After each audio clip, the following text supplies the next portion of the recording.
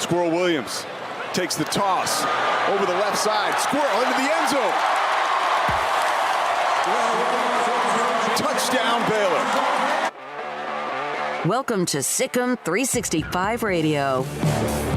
Jumbo is set here on 1st and goal. 10th play of the drive for the Cougars. And again, on an end around, it's Nakua burrowing in for his second rushing touchdown.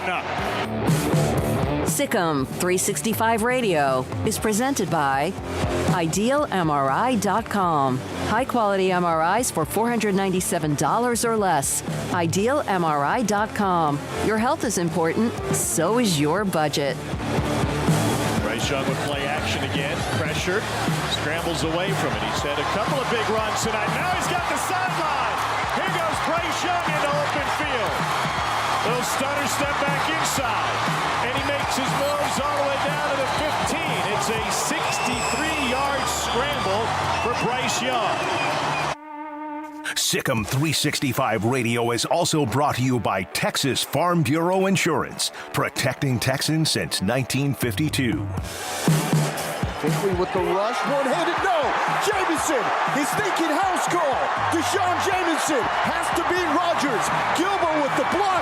Jamison leaps, and he's in. Have you subscribed to our YouTube channel?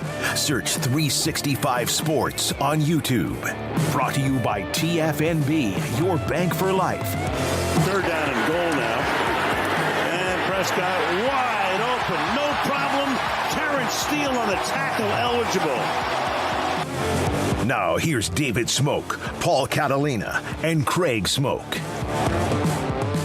Here we are in studio, 101 Elm and MLK, just down the street from McLean Stadium in Waco in Central Texas, 365 Sports. I'm David Smoak. Paul Catalina is on the set with me to the left. Craig Smoak will be here momentarily. He was having some work on his car, and you hear him talk about it with Richard Carr, what they do. He'll be here momentarily.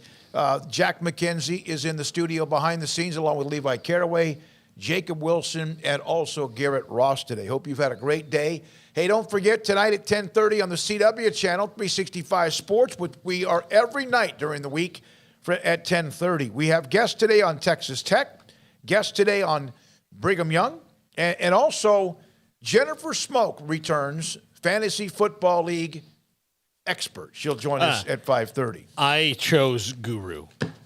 Guru, okay. I chose Guru. Guru, okay. Alfred Anderson, former Baylor running back and a hell of a player in high school, was really good in the NFL with the Minnesota Vikings. He was a part of a Baylor a game against Brigham Young in '83, had 146 yards rushing, the game-winning touchdown. He'll join us today a little bit after 4 o'clock. But let's get to a couple of the headlines, and again, Craig will join us here momentarily. Let's start with this one. This was from earlier today. Clemson head coach Dabo Swinney got money. He was already getting paid, of course, a lot. We've seen now Kirby Smart and then Nick Saban, among others, getting big boy money. 10 years, $115 million through the 2031 season. Averages $11.5 million a year. Now set to earn $10.5, just behind Nick Saban, who also recently received a raise that will pay him $10.7 million. On average, again, it's $11.5. Dabo, Kirby, and Nick Saban at the top. This one, it's not surprising to me that he signed an extension because they all sign extensions, no matter how long it's going to be. It would not be the biggest shock to me that if somewhere in the middle of this, Dabo said, I've had enough, and goes to play golf and fishes every day. I just kind of get a feeling off of him that he's won two natties. He's done a lot. He's built a Clemson program from kind of an also-ran, because that's what they were. They were good, but they weren't great. You know, if you're a Clemson fan, you go to a game and have a good time most of the time, but 3 or 4 times a year, you're going to leave pissed off. And then he's changed that. He's completely turned it on its ear and made them an absolute dynasty and a powerhouse. But I do think a lot of the changes in college football are just not for him. Not that, and I'm not saying that he's against anything. I'm not trying to paint Dabo in that brush, but I get the feeling that he liked it the old way, and that the new way may not be for him. Yeah, he doesn't. He's made some comments that have come to bite him a little bit about the players and money and NIL and whatever, and yet he just got a $115 million contract for 10 years. He's young. He's been there 14 years at Clemson. He took a program, Paul, as you mentioned, that was okay. That was good, and quality wins on occasion, but then they would also turn around and they would blank the bed. And, in fact, there was a term for it, and he lost his mind about 6 years ago when a reporter asked him about a certain phrase that was Clemsoning. And he went off. And because at that time the team was 5-0, they had beaten high-quality teams. They had not lost a non-conference game in, like, 8-9 years, whatever it was. It wouldn't have been 8 or 9 years. They had won 33 straight. And they also were very, very good. He's changed that. That doesn't mean on occasion they won't, get upset. But if they lose, it's usually to somebody really, really good. And last year was one of the low moments, and they still had a double-digit year. So Clemson's Dabo Swinney, $115 million over 10 years. Now, Alabama, Texas on Saturday. We heard from Jeff Howe. He covers University of Texas yesterday. Here's a note, and this is a weapon for Bryce Young, and he has many. Their tight end, Cameron Latou, will be good to go for the game against Texas. He wears, I think he's 81. I looked at some highlights of him, just looked it up. I wanted to make sure I said his last name correctly. He's a weapon. Set a school record for touchdown receptions by a tight end last year with 8. Billingsley's at Texas because Latou is so good. Although, I don't know, Alabama's one of the top 5 or 7 programs in the country. Baylor's one of them. And how they use the tight end. Billingsley's gone, and Latou now is there, and he's healthy to be eligible for the game against Texas. Yeah, and Billingsley's not going to play in this game. He's suspended from a previous incident when he got there. Now, so we won't get to see that kind of former Alabama tight end matchup. But Texas still has, Jatavian Sanders. So who caught a touchdown. Yeah, they were okay at that position even without Jahlil Billingsley. Tremendous player from Ryan High School in Denton. Yeah, he was. So Latou is available to play in that game on Saturday. Now, there was also a story here. Texas Tech, and remember, this became kind of an immediate, this is going to happen. Chris Level will join us, who covers Tech at 3:45. But there was the thought that when Texas and Oklahoma decided to join the SEC, whenever that might be, and that remains to be seen, but there was this story that it seemed like it was just going to happen, that Texas and Texas Tech were going to continue to play as non-conference games once UT left for the SEC. I think that story came out of Lubbock. I'm not saying that anyone reporting that story was wrong, but look at, this is a dude now. Cody Campbell is a part of their NIL. He's very much big-time money in Texas Tech. This is a straight shot across the bow. The deal for UT to play Texas Tech, not Texas schools each year, is for 20 or 25 years. Multiple UT officials agreed to this arrangement, including Chris Del Conte. Now they're going back on their word. If you're scared to play us, just say you're scared. UT has scored like 130 points against Tech the last couple of times they've played. That's pretty strong language. Del Conte had some quotes in the article, Don Williams, Lubbock Avalanche Journal, saying that, listen, we don't, that's premature to say we ever agreed to something. I don't know the story. I don't care whether they play or not.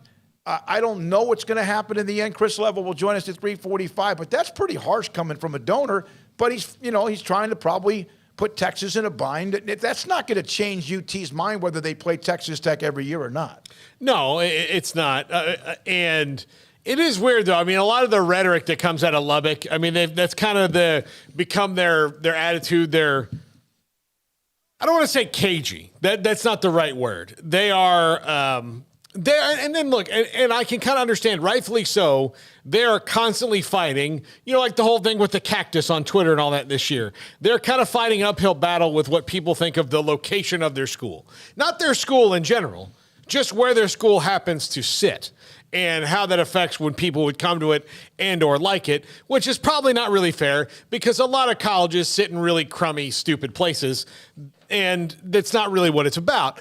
But which colleges sit in crummy, stupid places? They're in smaller towns. Yeah, I mean that's a little harsh. Yeah, well, I mean there's a lot of colleges. I know that there are some cities that aren't like Long Beach and San Diego, or maybe others, but most college towns are in small towns, and they're not. Most college towns are. There's nothing to do here but college stuff, and that's understandable. And so, that's why I'm just trying to, people start to try to what's better, Gainesville or Athens? Well, I mean, it's about the same. I mean, it's kind of the same thing. One's closer to Atlanta. Maybe that's what makes it slightly better. But at the end of the day, you're kind of splitting hairs. But so that sometimes when these things happen, the response from Tech fans and Cody Campbell, who's the, richest Tech fan and donor, is a little bit vitriolic and angry because they're constantly having to fight that fight. Yeah, I don't know if that does any good, but maybe he's going to incite the base a little bit, and he of course everyone's going to agree with him. If you're a Texas Tech student, alum, whoever, you're going to agree with him. I don't know the story. I don't know if anyone ever had a handshake or any verbal. I don't know that, but Chris Level might be able to give us a little bit more information on that as well. Baylor, of course, at Brigham Young. We'll hear from Albert Anderson, former Baylor running back, at just after 4 o'clock today. Now, I want to get to this, and I mean this. One of the worst things the Big 12 ever did when they began in 1996. One of the worst things they ever did was they ended the Oklahoma-Nebraska rivalry. And for the first part of that, there were some incredible games. 2000 was a big-time game. 2001 was a big-time game. Oklahoma won a national championship. Nebraska the next year was unbeaten. They had the throwback to Crouch. And then, of course, it started to fade out. Oklahoma will dominate most likely even this year. They did. Last year was very competitive in Norman, and they had that, what was it, the 50th anniversary of the game of the century of November of 1971 that was basically for the national championship. But one of the other things is, and I don't know how this became a thing. I really don't get it. It's not the middle finger, but here's an Alabama reporter at a press conference with Nick Saban asking him, and watch Saban's face, asking him about what is an unsportsmanlike penalty call if you do the horns down.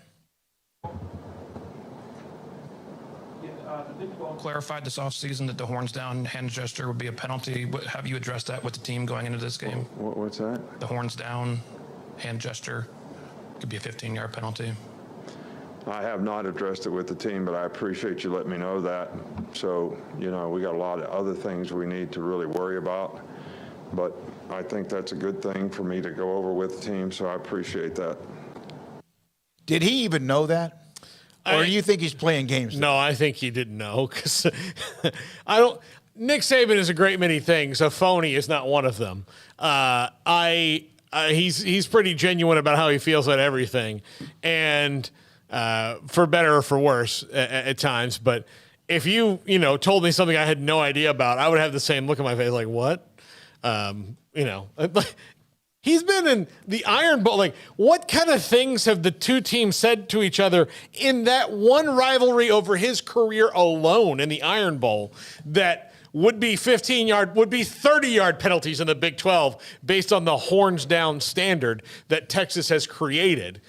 I mean, LSU, he's been to he's coached in Baton Rouge for the Tigers and against the Tigers. He's heard some things. Yep. He's seen some things. Horns down, I mean, to me, that's like telling him, listen, in our conference, you could set the building on fire, but in the Big 12, you can't even let them match. By the way, for those of you, Paxton and Wick and others, hook 'em, baby, and all you guys have the horns up, and that's great. Appreciate you being a part of the chat. I just never understood why that was a penalty. And did it hurt anyone's feelings? It's just college football. The Horns sign is one of the great traditions for a fan base at UT. I've never had anything against it. It's great. It's there are hand gestures from a lot of people. Certain fan bases, they all have theirs. If that's one of the best, and the fact that became a penalty or even became an issue, really to me was silly. Nick Saban, like, what?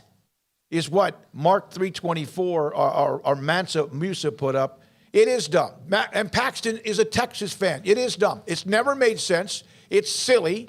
And here's what they did. Nick Saban, I actually don't think they haven't played them except 2009 in that championship Back game. in the glory days where you could still do it without. Maybe, I don't know. But no, that's one of the things that, and Mac Brown and DeLoss Dodge started this whole thing.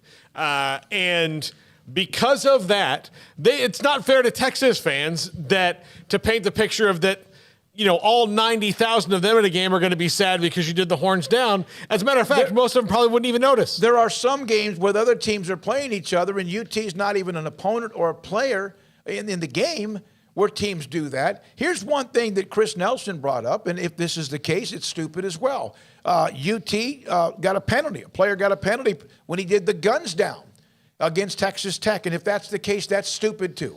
I mean, come on. There's a lot more. There's already too many judgment calls and too many calls in the game. And from Mark 324, UT players are going to love how sensitive SEC fans will be to them. From John again, I think they consider it taunting. Yeah, no, that is it. It's unsportsmanlike penalty. So a lot of you have responded on the chat room, and we appreciate the nearly 300 of you right now, at least for right now, who are a part of it. Now, that's Nick Saban. Here's a story, and this is a topic. Today at 3:45, Chris Level on Texas Tech, Alfred Anderson at 4, former Baylor running back, and he scored the game-winning touchdown on 83 against Brigham Young. Mickey on the Cowboys. Craig's off the radar. We'll have Jake Hatch from Salt Lake City on Brigham Young.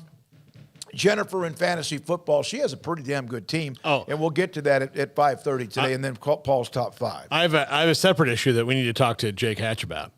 Yeah, I know. That's from his station. Yeah, we do. Yeah. I think it's funny. Oh, yeah, of course you do. I mean, I just thought it was funny that you were mad about it because I would have probably been a little bit bitter too. Now, LSU coach Brian Kelly addressed why Joe Forche did not play against Florida State. I'm surprised this hasn't happened more often. So the Baton Rouge Advocate reported that Forche is appealing a 4-game academic suspension related to his transfer. He's a New Orleans native, started 33 games for Arkansas, was expected to contribute for LSU this year. However, some of his transfer credits did not work or did not go through. I do remember this, and of course, me and my academic excellence of going from Tyler Junior College to Stephen F. Austin, you had to make sure that everything transferred through or how many of your credits were able to transfer from one school to another. The transfer portal's been open for about 2 years, right? I'm surprised there hasn't been more of this. And it was one of the things that made me concerned the most is how many athletes just transfer, and that's fine and play, that's good as well. But don't you have to remain academically on course? Do you still have to do that? Is that a thing? It is. I think there's 2 reasons I think it has happened more often. A lot of times I think people would probably jump in the transfer portal because they're not doing well academically. That's might be why they sit there forever. But 2, just given the last 2 years of how chaotic life has been for so many people of transferring and doing things in classes. And, what happened at Florida A&M is they have one dude in compliance that's not even really a compliance guy. He was like an old coach, and that's the job they gave him. And they're understaffed, so they had all these academic issues because he wasn't really doing his job. And that probably doesn't happen as much, but it wouldn't surprise me at some larger scale. There's people who have kind of checked out of the paperwork side of things, and there's guys that can't transfer because of their credits or wonky because of the school and all that. So yeah, I'm with you. I'm surprised it doesn't happen more often. And maybe it happens, we just don't hear about it because it's not Arkansas to LSU. But even still, yeah, that's kind of a surprising one. I'm surprised that I have not heard that anywhere else. Maybe there have been a handful of those. Max Olson is the transfer portal king. He's normally with us Thursdays. He can't be a part of the show today, but we'll maybe get to him and ask him that, if not tomorrow, next week. Let's see. Leinart went back his senior year for only ballroom dancing to get his degree at USC from WIC. Yeah. I haven't heard of that story. Is anyone else, if there's a story, let me know, of a player, any sport, a transfer that moves from one school to the next, and they're going to play because everyone can transfer now, and all of a sudden, their credits did not transfer enough to why? So did that not allow him to keep his progress towards his degree? Well, I didn't even know that was going to... He's only suspended for 4 games, so clearly they've given enough time to work it out. A lot of times you're academically ineligible until the end of the semester, so... Yeah, and John Baptist, what's the difference in going to a JUCO for a semester and then transferring to another Division I program? I don't know. I don't know. I know that you have to be careful about what particular credits. I took 18 in the 4 years of junior college because it's pretty simple for me. And then transferred to Stephen F. Austin. I think every single credit was able to transfer when I moved from one school to the next. How many people care to watch 0-2 playoffs? I bet less than 1% watch Division II playoffs. I don't even know how many. I only time I ever see the Division II playoffs or any of those levels on is like the semifinals, maybe quarterfinals, semifinals, and also championship game. Where did that well. Was that just something? It's just a random chat room, Michelle. Roger Dodger in the chat room. I heard that Stanford has had problems with transfers because of academics. I can see some schools because of the high priority of where they are and the standard of where they are, that perhaps there are times when that makes it a little difficult. I think it's probably hard to transfer really hard to transfer to Stanford. It's probably really easy to transfer out. I mean, when they may ask you to, but transferring to Stanford's got to be probably pretty challenging, considering it is the premier academic institution in the country. Craig Smoak joins us. Craig, I brought this story up. Brian Kelly saying that the reason Joe Fouché did not dress against Florida State was because, and the story came out from the Advocate in New Baton Rouge, that because of transfer credits from his previous school did not go through, or they weren't able to count them. And is it? I would think with the way the transfer portal is so wide open that this, I don't know. This is the first time I've heard this. Have you heard it before with another school or not specific players? I don't expect us to remember the names. No, I mean, I don't know how often we've ever talked about transfers and credits preventing those. But as many as people transfer, wouldn't you think we would have seen maybe this more often? I mean, you'd think we would. I think maybe that's just a sign of just how off balance this entire foray into Brian Kelly and LSU has been, is that everything that, I guess is operated normally for people that we don't even typically, think about has somehow gone awry for him. Like even a press conference with a reporter, like he's gotten, he's had trash talk with reporters, he's got a transfer. I don't know. Now that I kind of think about it, I feel like in that Brew McCoy, and that's his situation. Is that related to credits? I thought probably because he's. I believe so, right? Back and forth, yeah. Like that's the one that I think of that's just happened in the last month or so. Is Brew McCoy comes to mind. But there's a whole to-do about, why USC wouldn't release him and all of that. But, I guess now that I think of that example, it pops up on occasion. But, no, it's not something that happens often because, I think we typically just, there's things that we sort of just ignore as college football fans, or we have over the years. We just learn like, oh, don't look over there in that corner. And it's kind of like paying players and things like that. Now we like flash the light in there and it's all fine. But I think that that's like an area where – we just assume that everybody's going to have the help that they need to be academically eligible. And if you're not, then you probably did not try in any way, shape, or form. Because, that like if you think about the number of players every year and the number of times we hear about somebody not making the grade, I mean, come on. It's not something that happens often. It's, again, you have to be able to show progress towards a degree, and I don't have all the information on that. Might be something we could ask Mac. That's non-NIL, non-transfer portal. But again, that's a transfer portal story or even realignment expansion. From the story on RockyTopTalk.com, this was about Brew McCoy. Finally been ruled ineligible to play for Tennessee.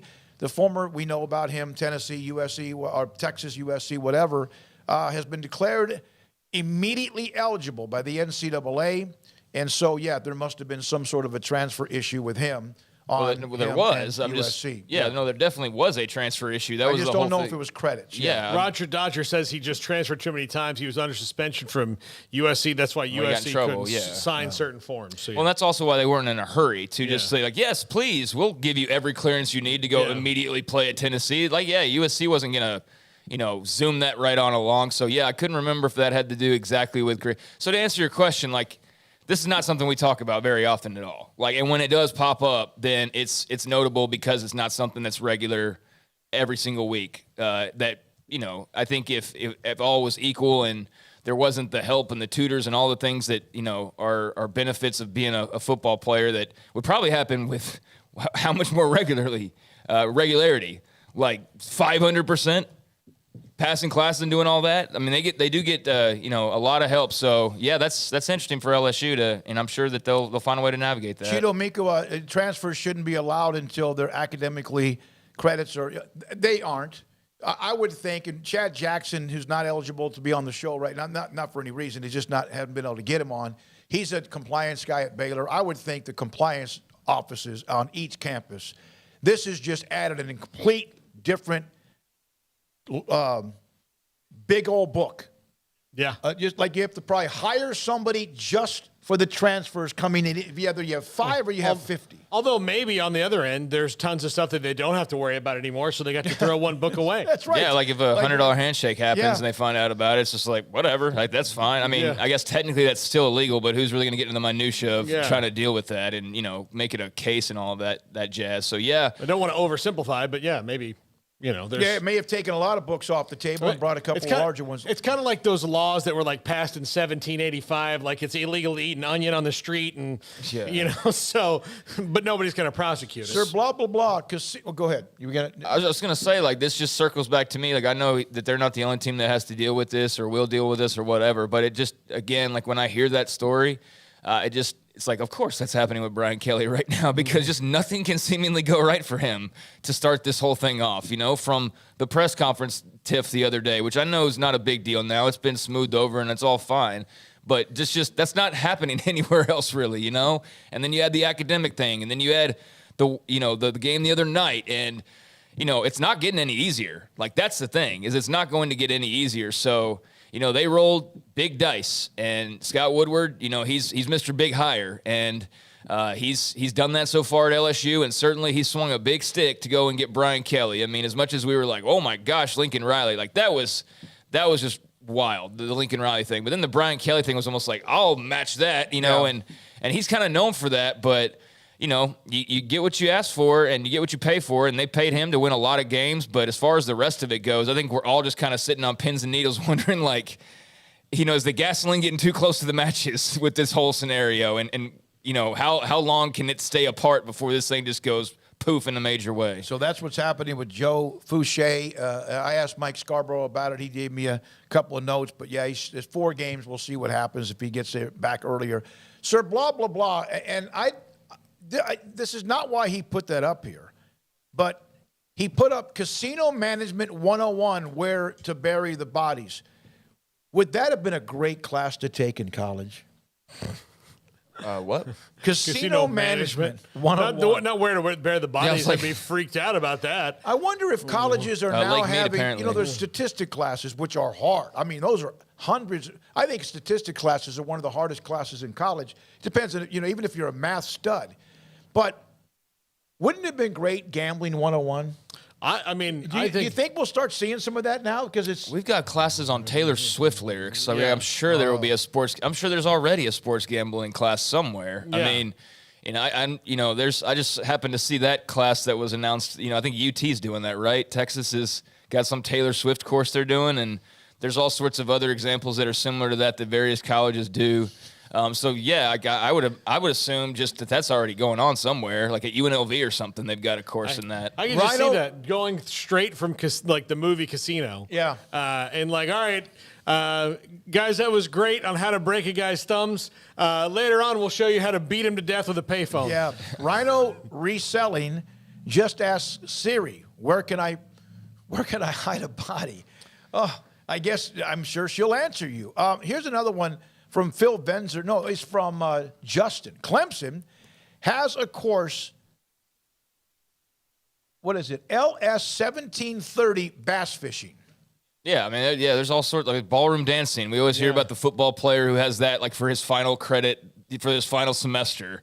I feel like I've run into at least a couple of players in my time who had like a ballroom dancing course to close it out on like Fridays at 9, and that's all their whole schedule was. I had my freshman writing class, one of the required ones they always had themed. And my second semester freshman writing class was freshman writing on the American sitcom.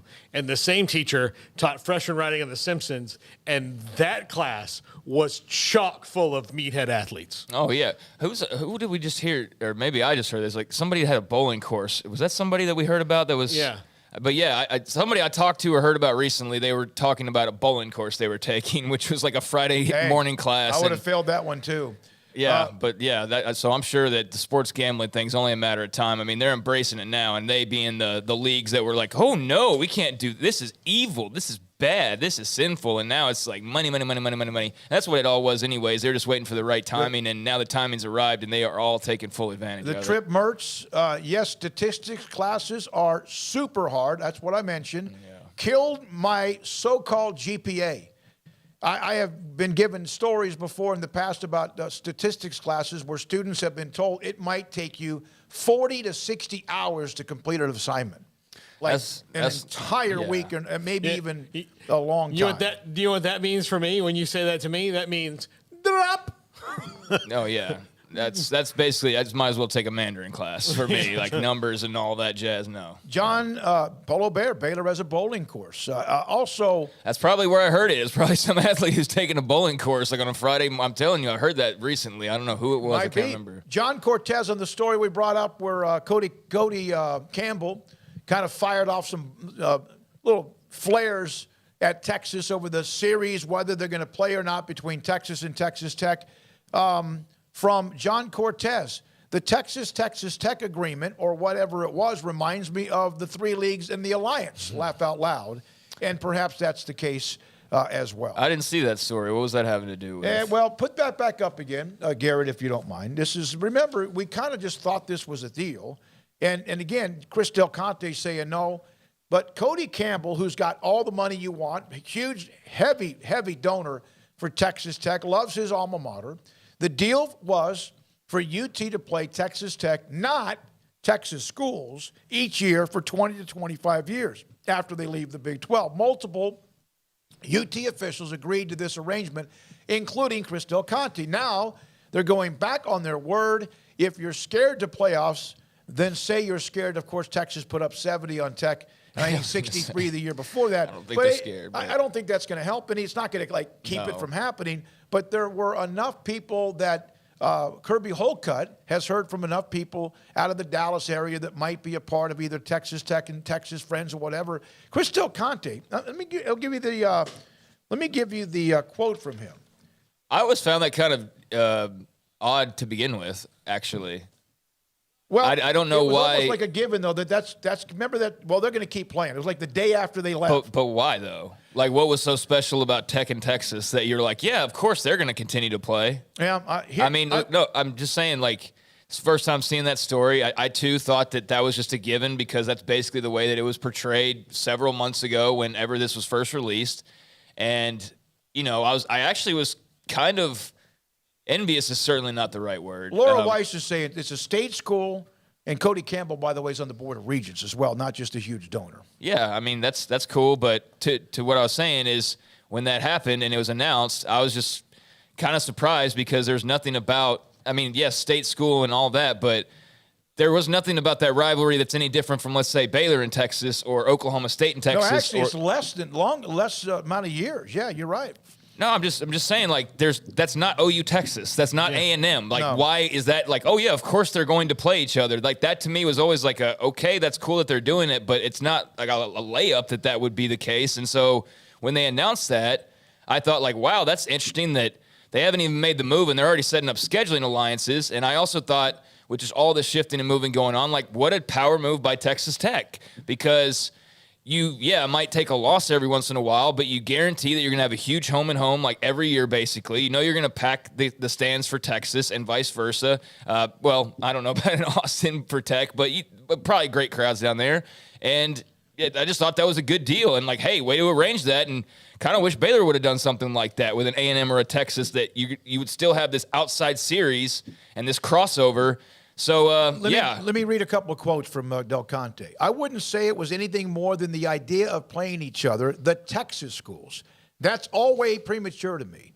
The issues were really just about playing Texas schools is the way I looked at it, and Texas Tech is a part of that. I mean, I get it. Then he mentioned the other schools and Baylor and TCU and everyone else. And that makes sense. Like if they were to say, hey, yeah, we're going to play all the Texas schools. We'll rotate it. We'll play Tech a couple years. We'll play Baylor a couple years. We'll play TCU. Like that makes sense to me. And that seems more in line with probably the best way to do it, given that you have all of these rivalries, whether you acknowledge them or not. So that's what I was puzzled about is like, man, what was it about Tech that they were like, we got to make this right out of the gates, a fixture. So interesting that it's not a fixture now, and I can see where Tech's coming from, but it does sound like maybe they got a little too far ahead of themselves as far as, celebrating that matchup. All right, there's quotes from Kirby Hocutt and also Chris Del Conte in the article, The Avalanche Journal from Don Williams, and we'll get to that. We'll have Chris Level in the next segment so he can kind of explain that too. Well, that add a little spice to this year's game. Yeah, it will. And then finally from a statistics teacher, professor, Provo Cougar fan, hello. As a retired AP statistics teacher, it's all in how you teach the subject. We've talked about how difficult it is. You can show the students how to solve the case problems and make it fun, very few drops. And we're talking about that because somebody mentioned it really lowered and affected their GPA. I think it all comes down to the teachers. It really does. Like, if you can make it fun, so I'm playing like main numbers is basically, like I said, Mandarin Chinese, but if you can make it fun, I'm sure I would enjoy it. So, yeah, salute to all the teachers that make stuff fun and learning fun. We've discussed Dabo's new contract, horns down penalty that Nick Saban didn't know about, the transfer portal casualty, and also, oh, by the way, the NFL season starts tonight. We'll talk with Mickey Spagnuolo about that at 4:30, Sikkim 365 Radio and 365 Sports. Monday, I will be at a business. It's just on the outskirts of Waco. They called me because you've heard, I think, if you've been listening or watching long enough, I've had a couple of teeth that I had to have pulled. I had a couple of implants put in, and the process now has gone to where I had impressions at Stonewood Dental and my dentist, Dr. Steve Childress. And then now they've taken the impressions, so they're now working on making sure the crowns fit where I have the two teeth that were pulled in my front right side of my smile. And it's affected me a little bit, not mentally, but you kind of know whether or not you have a tooth missing or cracked, and you kind of cover it up a little bit. But Monday I will go to a business that's Dr. Childress set this up for me, where they will make sure that the shade or the colors all match. And so you don't have a couple of teeth in and it looks like, my God, what happened? I remember, and I'll tell this story. Jerry Jones one time came out of the off season, and he had some work done, and he had brand new teeth put in, and it was like grill guards. And I'm not making fun of him. God bless him. He can afford it and also get it done. But that's what I'm going to have, the shades so they match, so it looks good when I smile.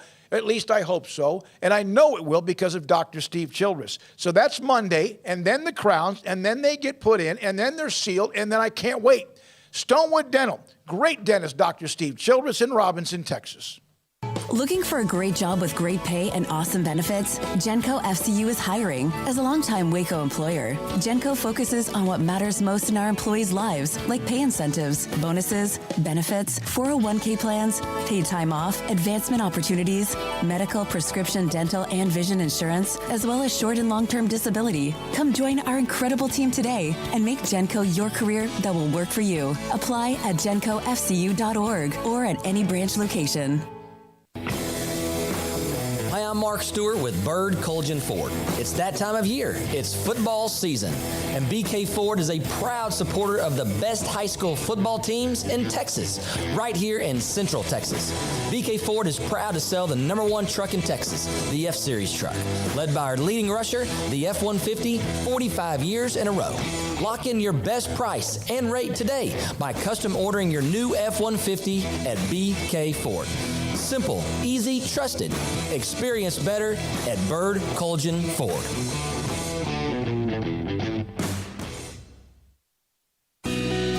Camille Johnson Realtors guide you seamlessly through the process of buying your dream home or selling your current one. Commercial, farm and ranch, or residential, Camille Johnson Realtors can smoothly and successfully lead you through any transaction. With a team of 28 experienced agents who are excited about serving you, Camille Johnson Realtors services the entire greater Waco area. If you're in the market to buy or sell, contact Camille Johnson Realtors, 104 Midway Center in Woodway, or find them online at www.camillejohnson.com. Camille Johnson Realtors, elegant, charming, warm. Welcome home. At Ideal MRI, we feel blessed to be part of the Waco community. We're a small family business here in Central Texas. At times like this, the cost of healthcare has never been more important. And unfortunately, significant illnesses and injuries still occur. And that's why Ideal MRI is open and here to serve you through this difficult time. So if you need an MRI, ask your doctor about Ideal MRI. You can schedule online in minutes at idealmri.com or call 833-IDEAL-MRI.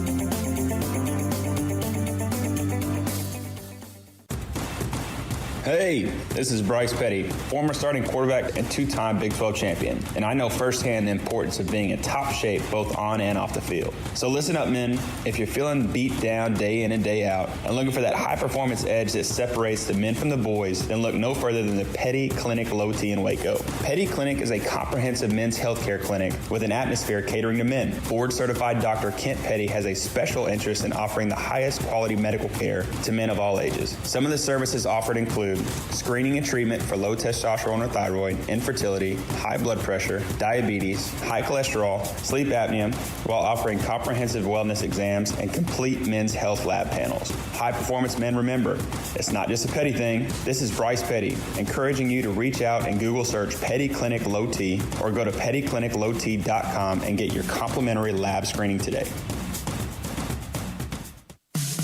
In the market for a quality metal building? Since 1943, Pioneer Steel & Pipe has helped Central Texas residential and commercial customers with metal building design, panel options, building components, and trim options. Pioneer Steel & Pipe's residential line is energy efficient, offers low maintenance, reduces insurance payments, is impact resistant, and carries up to a 45-year limited warranty. In addition, they can also help you find a metal building contractor for your project. Pioneer Steel & Pipe with locations in Waco and Bryan and at pioneersboys.com.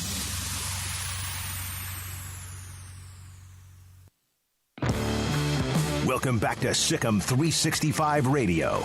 The 3 o'clock hour is sponsored by Waco Custom Marketplace. Meats, sweets, Texas treats, and a cut above the rest. 425 Lake Air Drive, Waco. Chris Level not only covers Texas Tech, a part of the Texas Tech broadcast, with us now on 365 Sports. Chris in Lubbock. And Chris, it's interesting that we planned to have you on today, and then all of a sudden this story came out with Don Williams, the Lubbock Avalanche Journal, and what Kirby Hocutt is saying, what Campbell is saying, what Del Conte is saying. What was this a deal? Yeah, well, and I've talked to Cody this morning, Cody Campbell, who is, he's a board regent and obviously big-time donor up here and everything like that. I think he was directly involved with a lot of those talks. But I think it was about a year ago at this time that they had kind of a lot of the intermediaries from Texas Tech, including the president and AD, and then donors and regents and people like that. They were meeting with Governor Abbott, and they were frustrated. And they were like, we were blindsided and everything. And so, like, what are you going to do to make it right? And I think this is something that everybody walked away from feeling like fairly amendable. I have no way of knowing if the Texas folks were in on the deal, but Governor Abbott certainly was and was a part of it. And so there's a lot of politics at play here. And I think even leveraging votes and, just trying to like say, hey man, West Texas and the oil and gas industry and all that's out of here, we can sway this thing, but you need to take care of us here. But it sounds like that, maybe some crawfishing going on. I don't really ultimately know. We won't ultimately know until Texas is not a member of this league. But I mean, at the Houston game, it's funny that Texas Tech is playing Houston this weekend, because at the Houston game in Houston last year, Kirby Hocutt kind of made that public. He told everybody publicly, all the donors that were there to speaking engagements the night before the game, hey, this is what's going to happen, folks. So don't fret, or it's not all bad news and all these things. We're still going to get to play these guys, and they're going to have to come to Lubbock and all that stuff. But now here we are a year later, and I don't know. Do you feel? I mean, like they lost A&M as a rival. Tech did. They're losing Texas's rival. Is this maybe kind of a grab for them to make sure that they don't lose everything that the older fans grew up with?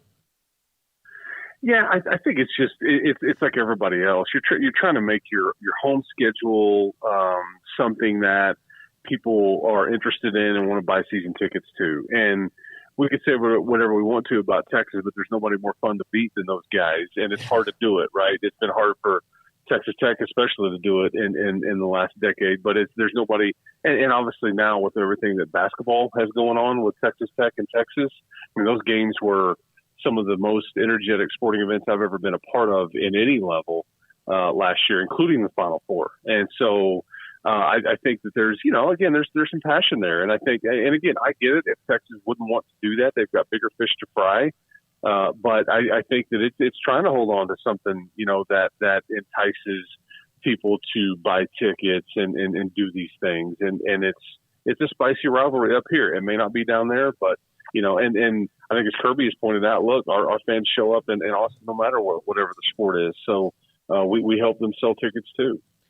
Chris, in terms of sticking with rivalry talk here, I mean, Houston obviously this weekend coming to Lubbock, a fascinating game, looking at both sides of it. It's a lot of questions to be answered, and it seems like a very even contest. I'm sure you've heard the talk about, future rivalries in the Big 12 and what could blossom, Baylor, BYU, and the timing of Houston and Texas Tech this weekend.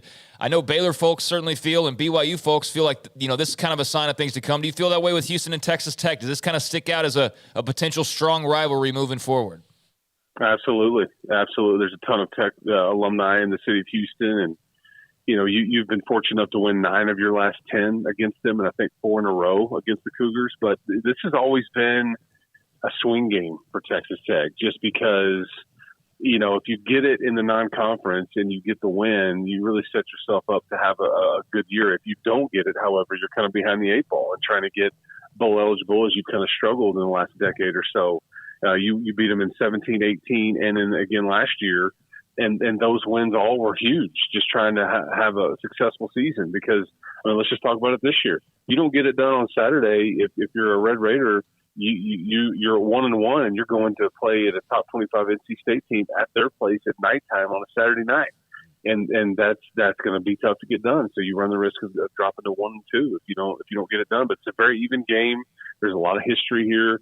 Dana's been on this sideline, was for 8 years, and obviously he's coached the offense at Oklahoma State in this stadium, and he's obviously been on the sideline as the head coach for West Virginia and now Houston. So he's very familiar with Lubbock and the tortillas and all that stuff. Chris Level with us, Texas Tech Radio on Sikkim 365 Radio, 365 Sports. So we knew the quarterback room was deep. We had Joey on Big 12 Media Days. They're in great shape there. And then, of course, Shuck goes down, and Donovan Smith, who's very talented and a really good player, steps in. Was that seamless, the way that just he's in, everything's fine? Yeah, and I mean, the first thing is you just hate seeing that for a kid that, he'd worked his tail off since the day that he got hurt last year, and the injury looked all too familiar, just getting driven into the ground. But they have, it's not been lip service. They let the quarterback competition go for a long ways up here, and I think it's a credit to Tyler that he won it, and he did win it for a reason. I mean, make no mistake. I mean, he won that competition for a reason, because Donovan and Barron, they tried. They just weren't as good as he was. But Donovan has got experience. He was a Liberty Bowl MVP. He was voted team captain. I don't really know if I can remember a team that had 2 team captains, both were quarterbacks. That just kind of tells you who Donovan is and what his teammates think of him. But no, he'll be just fine. I just think there's some things that he doesn't do as well as Tyler potentially had done in the off season, but there's probably things that he can do that Tyler or Barron can't do either, running and all those kinds of things. But I'm kind of curious to see what he does with it, but competition is about to get a lot tougher.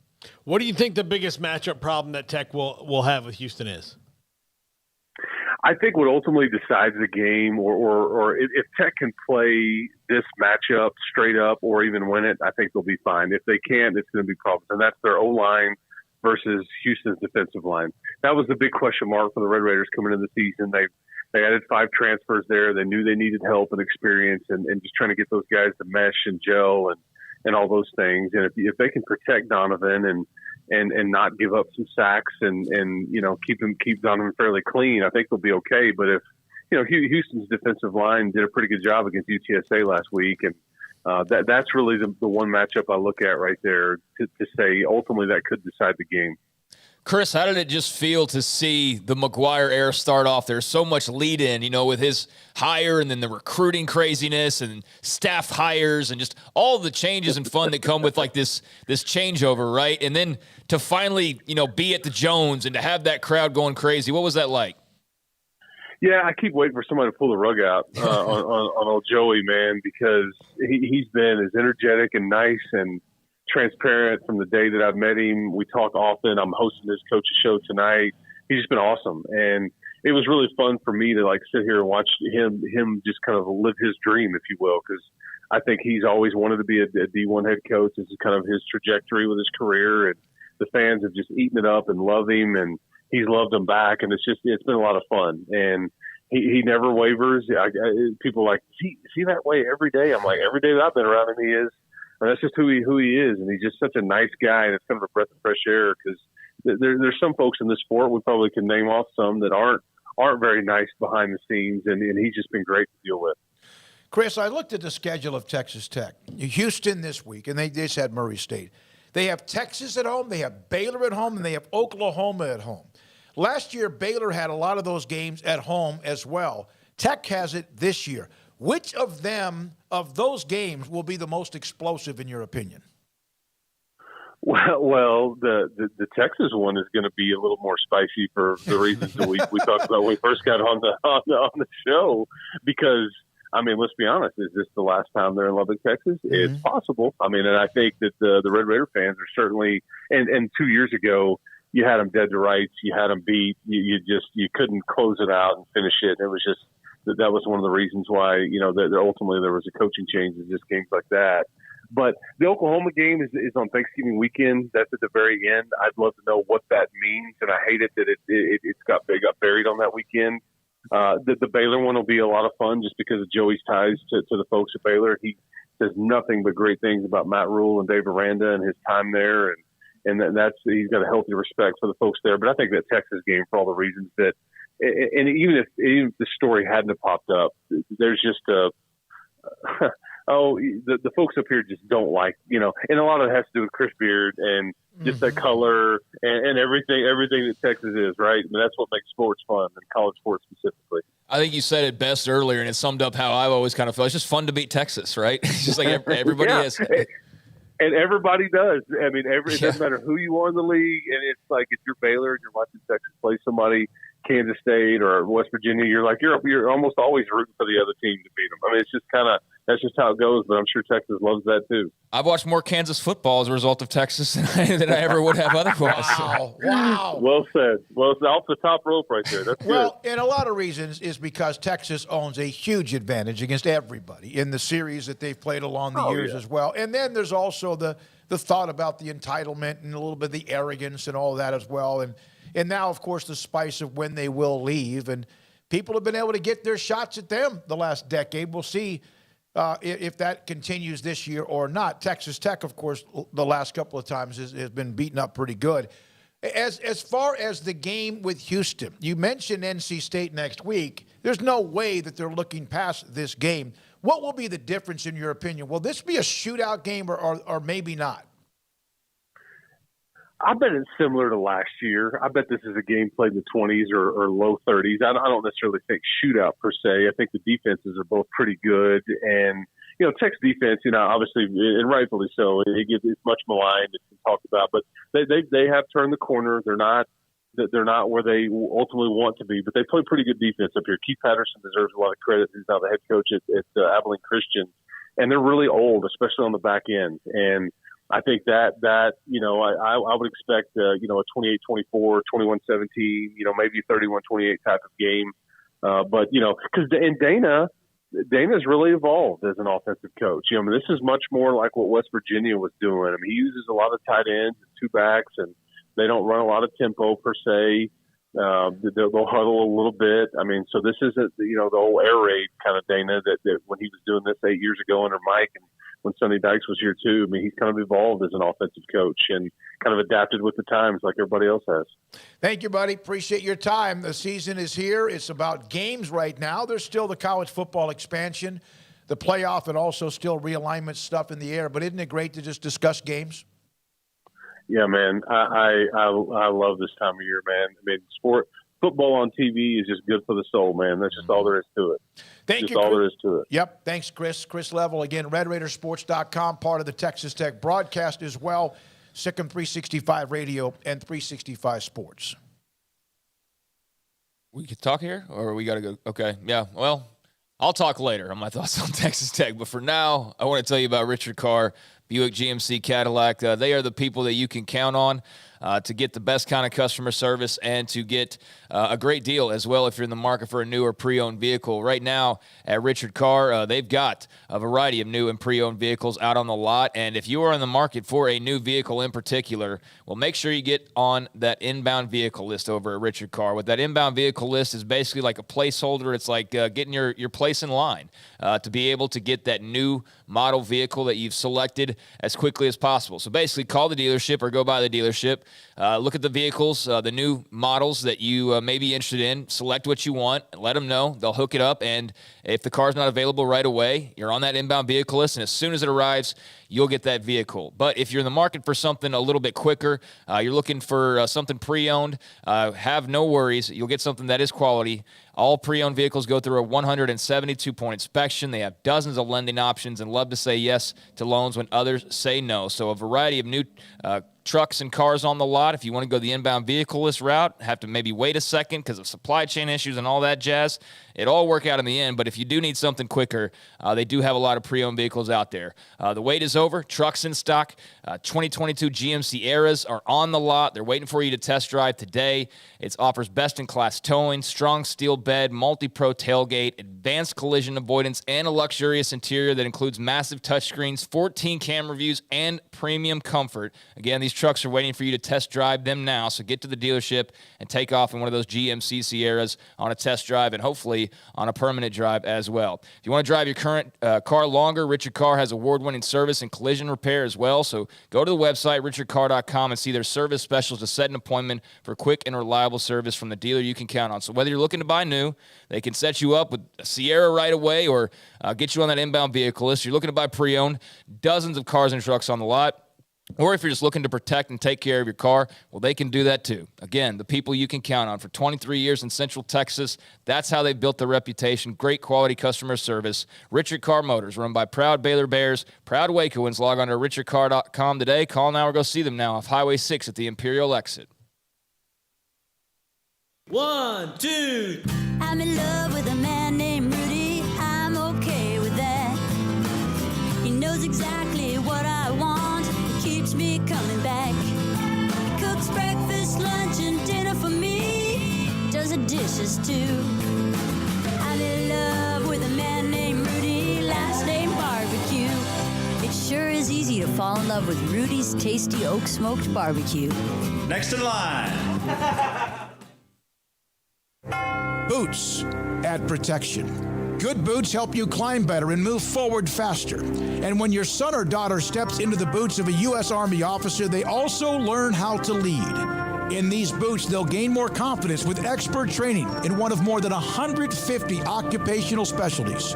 In these boots, they'll stand a little taller and lead a team with diverse backgrounds and areas of expertise to successfully accomplish whatever challenge comes next. In these boots, they'll earn respect with valuable experience from day one that will give them solid footing for success into the future. Highly qualified candidates who earn a spot on our team can receive comprehensive health care coverage, college tuition assistance, and a bonus of up to $40,000. See all the things your son or daughter can achieve in our boots at GoArmy.com. U.S. Army Waco Recruiting Company, 254-598-8131 or 254-776-1543. One size fits all. That may be all right for an adjustable belt or cheap sunglasses, but when it comes to your financial needs, no one wants a one-size-fits-all strategy. Cam Heathcott, your Edward Jones financial advisor, knows that his most important goals are yours. That's why he takes the time to understand your needs, knowing you. That's how Edward Jones makes sense of investing. Cam Heathcott, covering Conroe and Houston, 936-756-7717 or cam.heathcott@edwardjones.com. Edward Jones, member SIPC.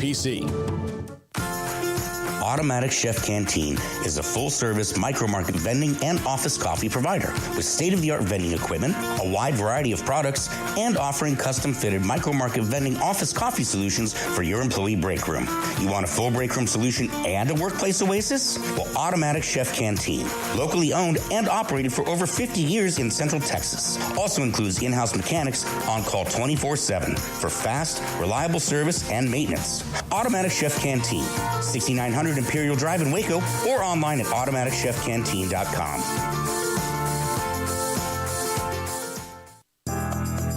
Riverbend Liquor and Wine, Lakeshore Drive and North 19th Street, right behind the bank, is a hidden gem in Waco. If you're a fan of bourbon, especially local Texas bourbons, that's where you gotta go. Balcones, TX, Devil's River, whatever it is, they've got it. Riverbend Liquor and Wine, plus the best selection of craft beers in Waco, seasonally churned out throughout the year. Whether it's spring, summer, fall, or winter, Riverbend Liquor and Wine, best selection of craft beers, a speedy drive-through window, and excellent customer service. Find out more on Instagram or just go by and see them. Lakeshore Drive at North 19th Street behind the bank. From the first workout to the last practice, sports is an incredible and rewarding challenge. Hi, this is Dan Ingham with the First National Bank of Central Texas, and we're proud to support each athlete, every parent, and our educators. From families, small businesses, to the biggest industry, we're here to help. With remarkable products like our free First mobile app, we've got banking ideas that fuel big dreams. That's the First National Bank of Central Texas. Familiar faces making local decisions. Member FDIC, Equal Housing Lender. Welcome back to Sikkim 365 Radio. Pistol formation, play action. Chapin looks down the field. He throws down the field. He's got Monterey Baldwin. Bears got a touchdown. 47 yards. The 4 o'clock hour is sponsored by Boozer's Jewelers, the wedding ring store, specializing in custom jewelry and repair, all in-house. Now, here's David Smoak, Paul Catalina, and Craig Smoak. He was a dynamic high school football player at Richfield. He was a dynamic player at Baylor and also in the NFL with the Vikings. Alfred Anderson joins us, Sikkim 365 Radio and 365 Sports. In 1983, Baylor beat Brigham Young 40-36. Alfred scored a couple of touchdowns, including the game winner, had 140-plus yards, and he joins us. Alfred, how much do you still kind of recall that game? Oh, man, it's one of the best games that I played. I mean, you can go on YouTube or put it up, and I always go back and just to look at that, just the highlights of that game on YouTube. So like I said, that's a game to remember, and great memories. I went considering we played on they didn't expect us to play or to win as many games as we did, and to come in and start the game off with Brigham Young and to win, that showed everybody that, hey, don't take us lightly. I watched highlights of that game on YouTube, including the game-winning touchdown where you guys were down inside the 5 for a couple of plays, and then you leaped. I mean, just like a catapulted into the end zone. What was that specific moment? Even though Brigham Young was right back down the field, what was that moment like? Well, that's my favorite play. I think you can ask Walter Abercrombie. That was our favorite play, is going over. And once we go over the top, can nobody stop us. But it was, once we scored, it was like, they got enough time on the clock that Steve Young and bring them back, which he almost did. Alfred, that was the game where everybody kind of ran over. It was just such a great game. Did you ever were a part of a game before or since where both teams, even the losing one, were just so happy that it was over and that you just kind of celebrate it together, even though BYU lost? Absolutely. I guess another team would be like when my freshman year when we played SMU. We was in that same boat, and I ended up pulling it out. But those are the exciting games. You know, you want to be on top of it. You want to win it. You don't want to lose, even though it's a great game. You always want to win. The history of this rivalry is unique because of those years back in the 80s. And then Brigham Young, of course, got Baylor the very next year. I think it was the year they may have won the national championship. And then, of course, they started playing again last year. And now Brigham Young's about to be a part of the conference. Yeah, what are your thoughts about Baylor and Brigham Young playing again? That's awesome. I'm glad to have them be a part of the Big 12. I mean, they bring a lot to the table. And I was just remembering when we did beat them, you know, Steve Young and I, we played in the Japan Bowl together. And he came up to me, he said, you know what? Baylor kept us from winning the national championship that year. And so that was real big on us beating them, because otherwise, after we beat them, they won 10 games in a row. Mm-hmm. They did. Alfred Anderson, former Baylor running back, with us on 365 Sports. You had a heck of a career, high school, college, and pro.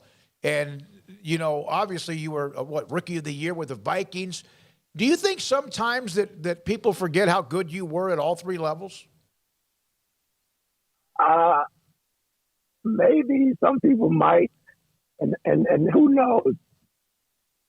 After I got over to Baylor, a lot of people were looking for me to be a quarterback, you know. And as I reflect back, I would have liked to see what would have happened if I would have stayed there. But you know, during that time, there wasn't a lot of black quarterbacks in the league. So I knew that I would have to play another position. But I always wonder what would have happened or what would have came over that if I would have been able to play. But, you know, I have said that right before I got to two-a-days at Baylor, I broke my right wrist. So I had to be in a cast for about 8 to 9 weeks. And so I knew I couldn't play quarterback then. But like I said, I think on each level, I think I through the grace of God, that I did well, and happy of my play from high school to college to pro. Alfred, the Baylor football team, they've had like a roller coaster of really, really good and a couple of bad times as well. Now in their third coach, Art Briles and Matt Rule, and now Dave Aranda. How much do you get a chance to watch them, and your thoughts about who they are right now? Oh, I'm excited, man. I'm so excited. I got season tickets. I missed last week's game because my son plays. He had a game at 3, and they were running behind. So he didn't play till about 4 o'clock Saturday. And by the time they got done, it was like 5:30. I was, oh, man, I can't go to Baylor now. But I'm excited, man, what Coach Aranda is putting together. And plus, the way Baylor is building, you know, the campus, all the sports, and a lot of young kids recognize that, hey, Baylor is a great school, a great athletic program. And so we're seeing a lot of good 5A players come to Baylor. Alfred, my friend Keith Thornell, who I believe is a mutual friend of ours, sent me a text when he found out that you were going to be on the show today. And he said that you are a very trusting person and that when you went to the NFL, you wanted to have an agent you could trust. So you had a friend of yours, Gary Mattson, become your agent, even though that's not what he did? That's exactly what happened. Because of Gary, he was my agent. I ended up going with Gary Mattson because ever since I was 12 years old, he always was there. and watched me from junior high through high school, through college. And so I remember as I was getting ready to look for an agent, I asked him, I said, Big G, I said, can you come to this meeting with me? And he said, sure, I'll come to the meeting, because I had an agent, meeting with an agent that night. And so he came. And after the agent gave his spiel, and after he left, I said, Big G, I said, can you do that? He said, sure, Alfred. I said, you're my agent. Not knowing that he had to get certified and do all that. But like I said, it was in God's plan. And that's someone I knew I could trust, you know. And so it worked out. It worked out good. Alfred, after your career with the Vikings or in the NFL, when did you stop missing the game? Stop missing the roar of the crowd or the camaraderie? How long did that take it, or is it still there? No, it has dwindled down. Only time I really watch football now is when Baylor's playing. I'm always in tune, or Minnesota playing. Otherwise, you know, if they're not on TV, then I have to watch the Cowboys. But I'd say probably within 6 months after I left Minnesota, I said if I didn't get picked up by the end of the year, and this was in August of '92 to December of '92, and I told myself if I didn't get picked up, I was going to retire. And the more that I didn't play on Sundays, the more I was starting to enjoy not the pressure, not getting beat up, not being sore after each game. And so it kind of went down real quick after that. So as far as constantly, and when I was playing, I was always watching different teams, you know, when I could. But I guess within the first 5 or 6 months, I started realizing that, you know, it's not that. And like now, you know, if Baylor and Minnesota not playing, I can care less about football or watching it. Alfred, you played the game. How many years after you played did you stop having aches and pains? I still have them. I was going to say, you still have them, right? Yeah. Yeah. But fortunately, I was blessed to play without any serious injuries compared to some of my former players and alumni. But like I said, it was great. If I had to do it all over again, I wouldn't change one thing. There does seem to be, and there has been, a lot of discussion from the NFLPA and the National Football League about taking care of former players better than perhaps they were. There's obviously a lot when it comes to the health and all of that. Were you taken care of? Did you get anything new when they've kind of renegotiated the last deal? Yes, there were some things that we did get, you know, and I would love to have got a lot more, but whatever we can get, hey, that's a blessing. One thing we was able to get was the RHS, like when you pay out of your pocket, they will come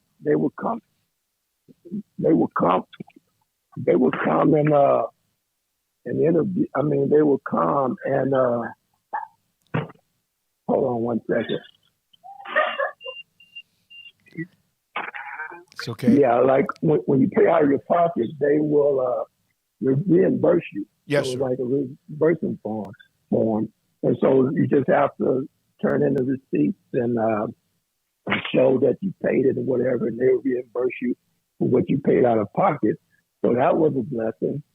And then also they did increase the pension a little bit more than what we would have been getting. It would be nice to be getting what the current players are getting. And also for those who didn't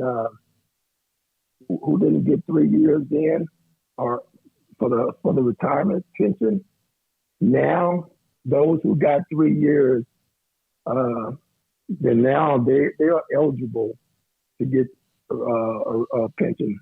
That's you great. know, for those who played 3 years. So that was good because there's a lot of guys that only get 2 years, 3 years in and never qualify for the NFL pension. So that was a blessing right there. So a lot of guys who got 3 years are real happy with that, you know, and we'll see when the next collective bargaining agreement come around, see if we can get some more. Yeah, well, it is almost like back pay, and it was long overdue, and I know it was a hard fight, and, you know, Gene Upshaw and others along the way were trying to get that done. One of the things, the average NFL career is like 3.5 years, no matter what position it is, and of course running back can be a dangerous position because of the hits and stuff that you take. Grant Taft, on the sidelines when I was watching, of course, he was a major part of Baylor at that particular time and for a long, long time. And I watched him on the sideline, that jaw, that face, that granite face.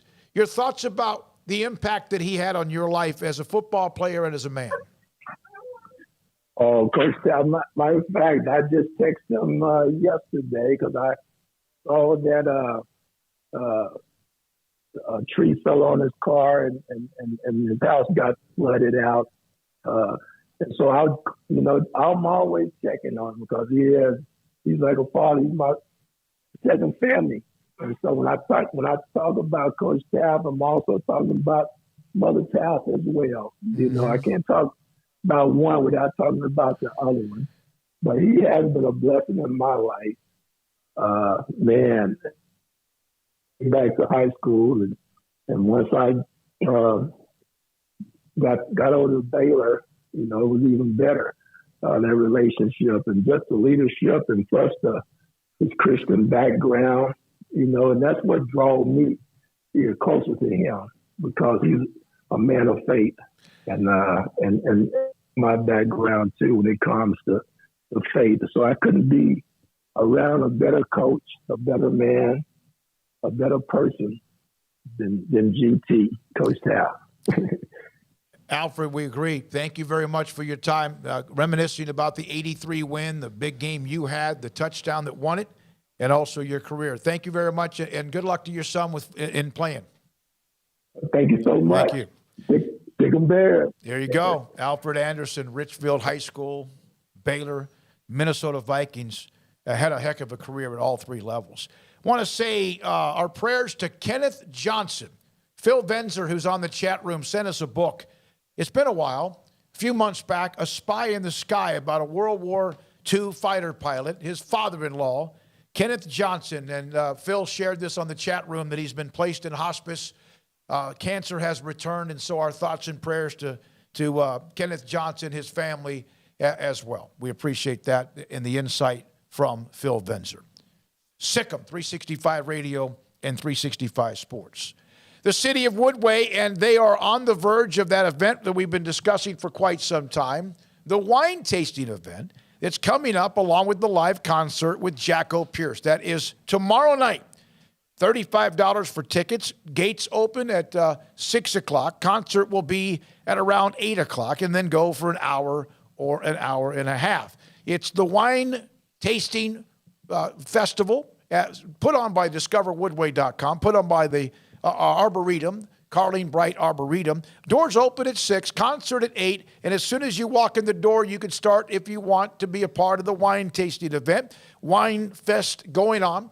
That's tomorrow night. Go to discoverwoodway.com for more tickets. They're $35 a piece. Baylor University is where lights shine bright. So, let there be light. Let there be roommates and teammates, scholarship and championships. Let there be fresh starts and new traditions, fast friendships and lasting impacts. Let there be laughter. Let there be joy. Let there be light. Baylor University, where lights shine bright.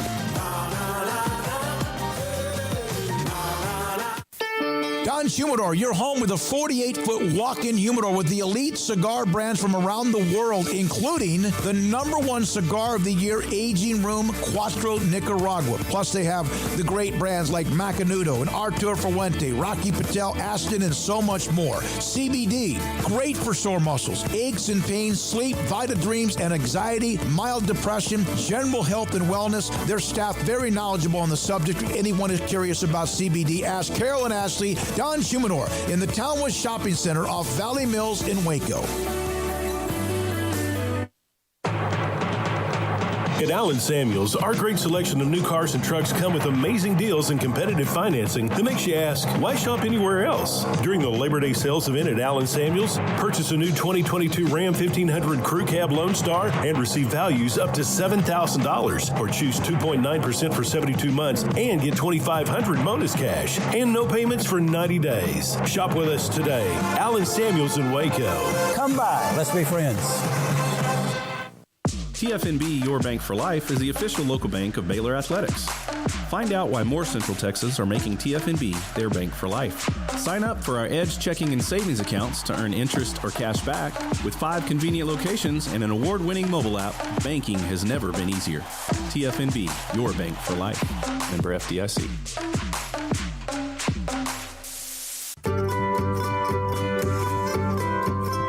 You want to know why Stonewood Dental is so successful? Listen to what happy customers have to say. It's pleasant. It's different than any other dentist office. I really feel like they care. And it's not that you're here for 2 hours waiting on someone to take care of you. It's quick and easy, and I bring my kids, and my kids love being here too. They really love the treasure box. Staff is really nice and accommodating, real friendly. You feel more like home. It's not sterile looking. Everybody has their own personalized rooms with decorations and decor, and they'll even have a blanket for you when it's cold. I've recommended people to actually come here, and they are patients now. I really love it here. It feels like family. Learn more, stonewood-dental.com. After my first car accident, I feared the biggest damage would be to my wallet. I expected a mountain of bills and a long, drawn-out process. But my Texas Farm Bureau insurance agent was there when I needed her and helped me get back on my feet and in my car in no time. Instead of a hassle, I got reassurance and a quick recovery. Stop by and see our agents at one of our 3 McLennan County locations. Coverage and discounts are subject to qualifications and policy terms and may vary by situation. It's summertime. There's picnics, reunions, cookouts, and so much to do. And Waco Custom Marketplace on Lake Air Drive in Waco is your home for the butcher shop that can help you with beef, pork, poultry, and seafood. They are spectacular at being able to deliver you whatever cut of steak you want. Bone-in ribeye, however thick you want it, that's great. They'll do it. Sirloin, T-bone, porterhouse, bacon-wrapped filet. And, of course, as I mentioned, they have pork, poultry, and seafood. Their Norwegian salmon is spectacular. Also, all of the sauces and seasonings you'll ever need, all the ingredients you'll ever need to make sure you have that perfect, flawless taste. So it's delicious whenever you take something off the grill. And a full-fledged bakery as well, with fresh baked bread and kolaches every single day. Up and down the aisle of Waco Custom Marketplace, you also have what you need, from knickknacks to snacks to more, at 425 Lake Air Drive in Waco, Waco Custom Marketplace.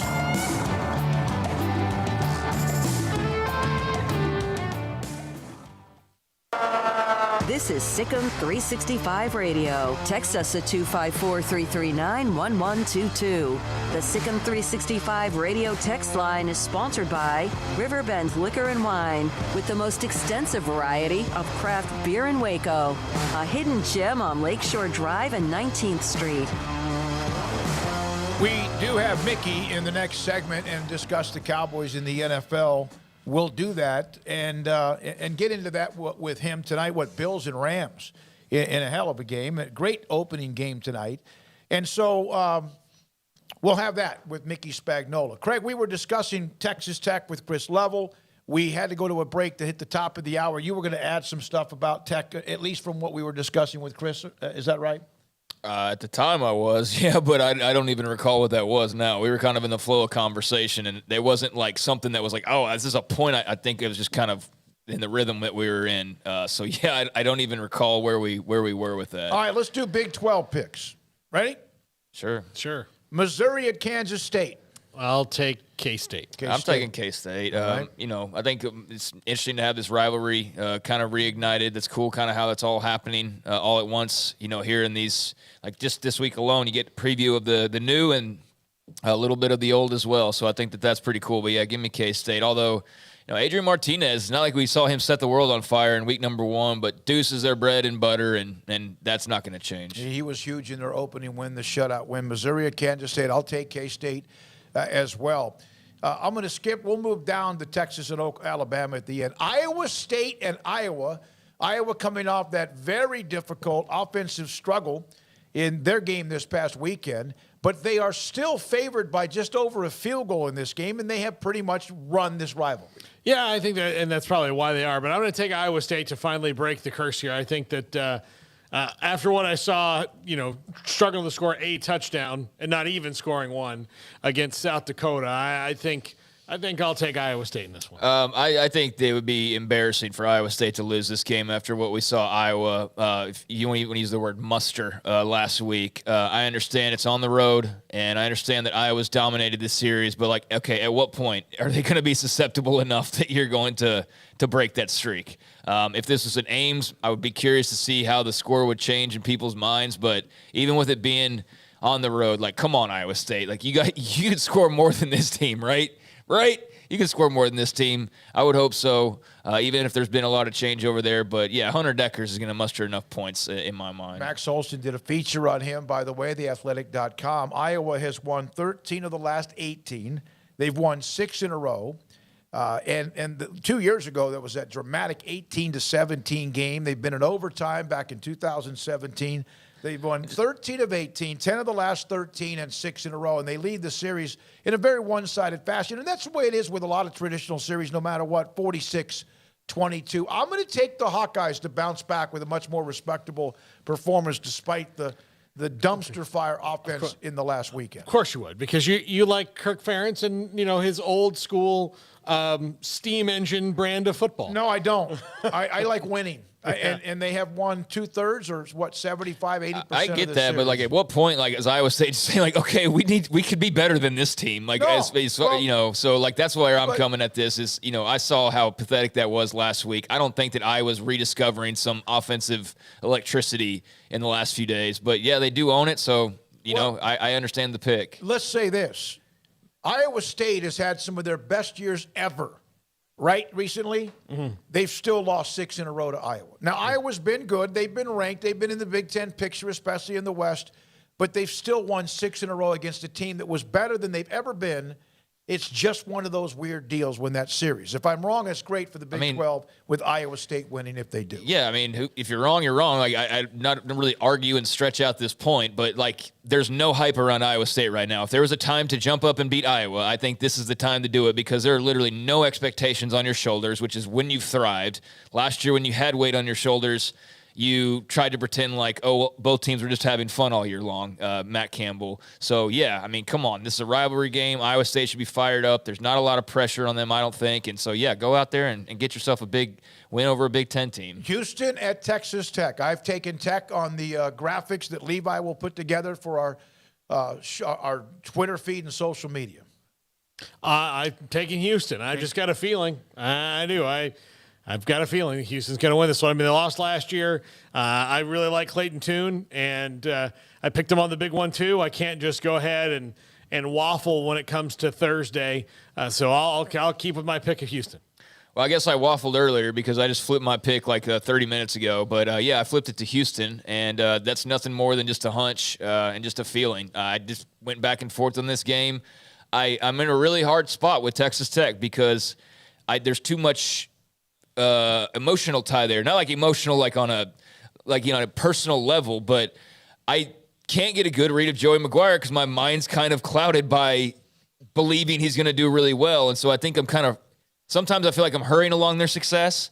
and other times I think I'm not asking enough of them. You know what I'm saying? So I don't know where they fall in this game. So you mean asking enough of them, but you've mentioned they're a bowl team and they should be a bowl team again. Right, but like I just said, is I go back and forth between believing that they should be a bowl team and there's no doubt about it to, oh yeah, it's still a first-year team. Like I don't know really where to fall. Like I go back and forth on their expectations and my expectations for them based on what I know. So the only thing that really gives me pause here is the fact that the game's in Lubbock. I mean, I don't know. I got a weird feeling about Houston. I think that they've got more going in their favor right now.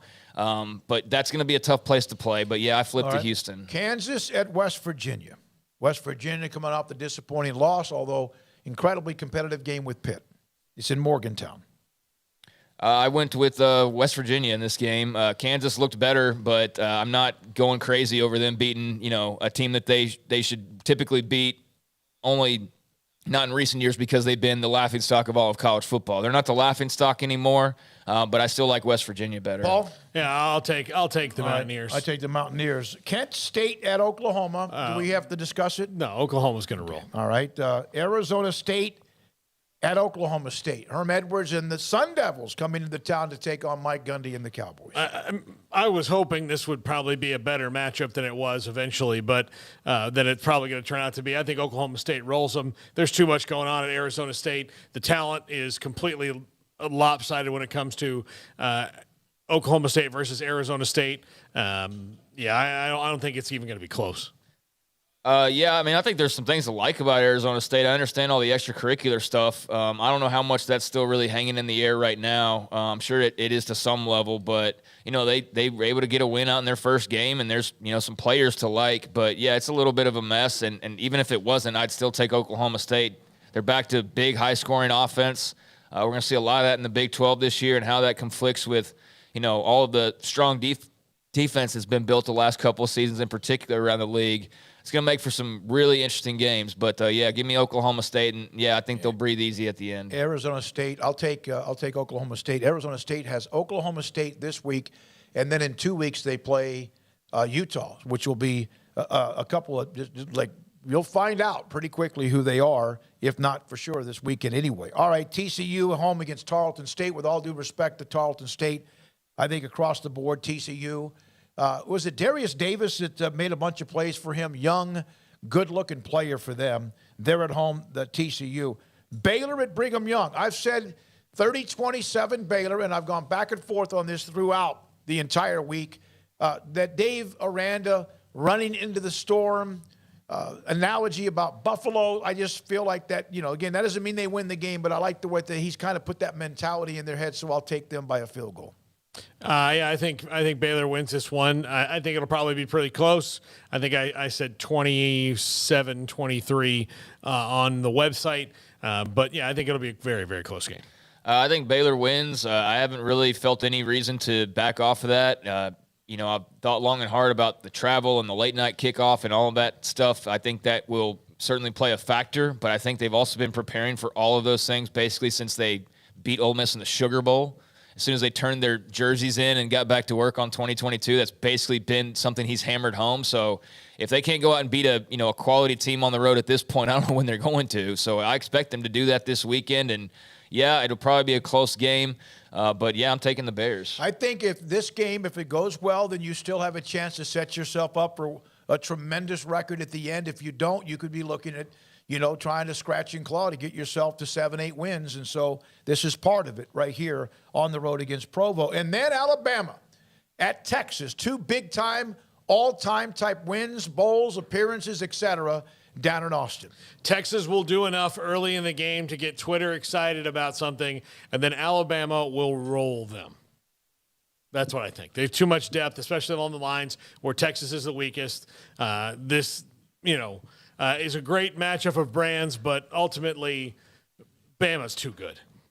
Bama's a very good team. I mean, they're the number 1 team in the country. So, that's where they are. And Texas flirting with, the back end of the top 25. And there's, that much of a gulf, but there's a much larger gulf than that in terms of where the programs are.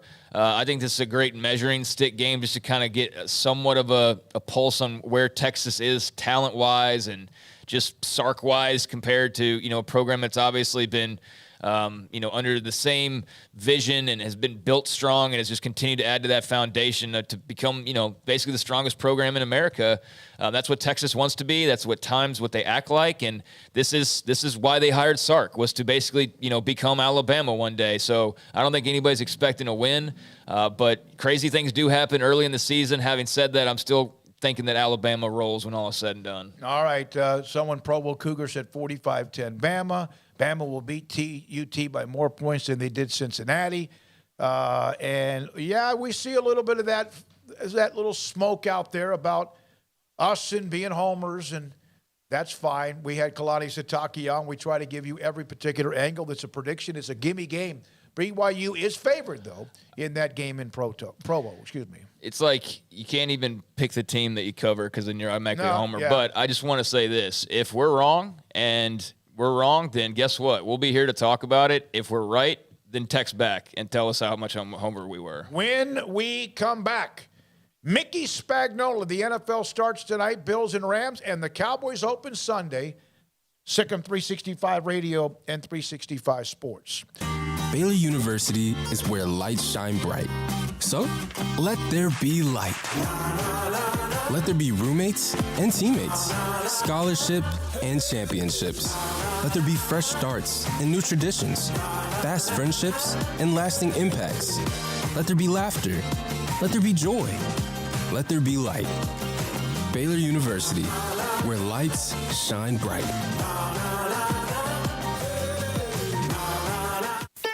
Don's Humidor, your home with a 48-foot walk-in humidor with the elite cigar brands from around the world, including the #1 cigar of the year, Aging Room Cuatro Nicaragua. Plus, they have the great brands like Macanudo and Artur Fuente, Rocky Patel, Aston, and so much more. CBD, great for sore muscles, aches and pains, sleep, Vita Dreams, and anxiety, mild depression, general health and wellness. Their staff very knowledgeable on the subject. If anyone is curious about CBD, ask Carol and Ashley. Don's Humidor in the Townwest Shopping Center off Valley Mills in Waco. There are 26 letters in the alphabet, over 600,000 words in the dictionary, and just 3 of them said together can change everything. Let's order pizza. Those 3 words lead to dough made from scratch and 3 fresh signature cheeses that blanket golden crust in a heavenly melt on Marco's Pizza that'll blow your mind. So visit Marcos.com to order and stop by Marco's Pizza in Belmead, China Spring, Woodway, and in Robinson. Marco's. Pizza lovers get it. Cars priced right both day and night. Average your car in Texas. Trucks built for you, red, white, and blue. Average your car in Texas. Cars that zoom with lots of room. Average your car in Texas. Count on us, a dealer to trust. Average your car in Waco, Texas. Pizza, burgers, and Bears football. There's no place around Waco that serves them all other than Bubba's 33. Come show your green and gold and enjoy some of Waco's best food and beverages while watching your favorite team, the Bears. When real Bears fans get hungry, Bubba's 33 is the #1 spot for ice-cold drinks, hand-stretched, stone-baked pizzas, and bacon-infused burgers. Join us for indoor or patio dining. Bubba's 33, Waco's restaurant and proud supporter of Baylor Bears football. Sick 'em, Bears. Hi, this is Paul Catalina. I recently got engaged to the love of my life, but the most important thing that I had to do before I popped the question was get that perfect ring.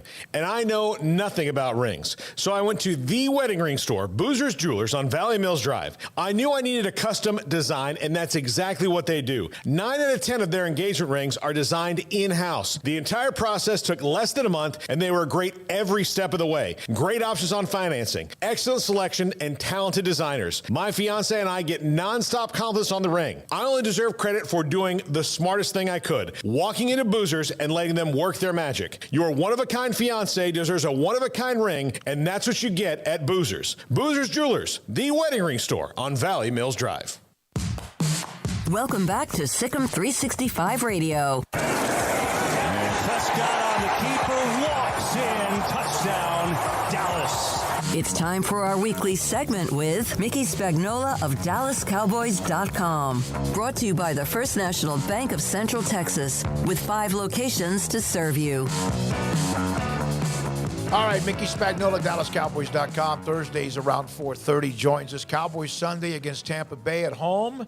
Mickey, who's the largest individual you've ever seen other than Jason Peters? Is it Larry Allen? Is it somebody else? Flozell Adams? I might have to go with Flozell Adams just because he was tall and large and heavy. Jason Peters is pretty wide, let me tell you. Could you successfully hide behind him if you needed to? I could. I absolutely could. As a matter of fact, I bet myself and Kevontae Turpin could hide behind him together. Wow. Yeah. Mickey, what do you think his realistic timetable is before they would need him in the lineup, and what would press him into duty more? That Tyler Smith is struggling at tackle, or Connor McGovern might be struggling at guard? Yeah, I think maybe either one, but it'll be a couple weeks before he's, in any sort of even minimal football shape. He said that he had been doing cardio, but he hadn't been doing anything in pads. And I said, you mean when you did your cardio, you didn't put your pads on? He goes, I didn't even have pads. The Bears hadn't sent me my pads yet. It's going to be a while. And, you just look at how the Cowboys treated Anthony Barr when he came in midway through training camp. They didn't rush him right out there and put him in pads and say, okay, you're playing tomorrow. It took about 10 to 12 days for him to ramp up. It's going to be the same thing for Michael Gallup when he finally gets into some sort of practice in pads. I just don't think you can rush it. It's a long season, and you can't make sacrifices to win game 1, 2, or 3 when you realize you got to play 17. Mickey, what do you expect to see from Tampa this week on their offensive line? They've got, we talk about the Cowboys all the time, but they've kind of had a similar offseason when it comes to offensive linemen. Yeah, especially in the middle of the offensive line. They'll be starting 3 guys that didn't play hardly any for them last year. They lost their guy that was going to be their starting center. Robert Hainsey, who hasn't played in the NFL, he's in his second year, will be the center. They traded for Shaq Mason, so at least he was playing last year for New England. And then Luke Godecki, they were supposed to have another guy named Stinney in there playing guard, and he would have been new, and he got hurt. And so now this Godecki guy is playing guard. So they've got those 3 guys, and then Tristan Wirfs, their starting right tackle. He's had abdominal problems during training camp. And I saw they were midway or towards the end of training camp, and the best Todd Bowles could say about him is we're encouraged. And I see on the injury report for today, he was still listed as limited. So, yeah, I think both teams have a significant problem on the offensive line. And, I know they've got Mike Evans, but after that,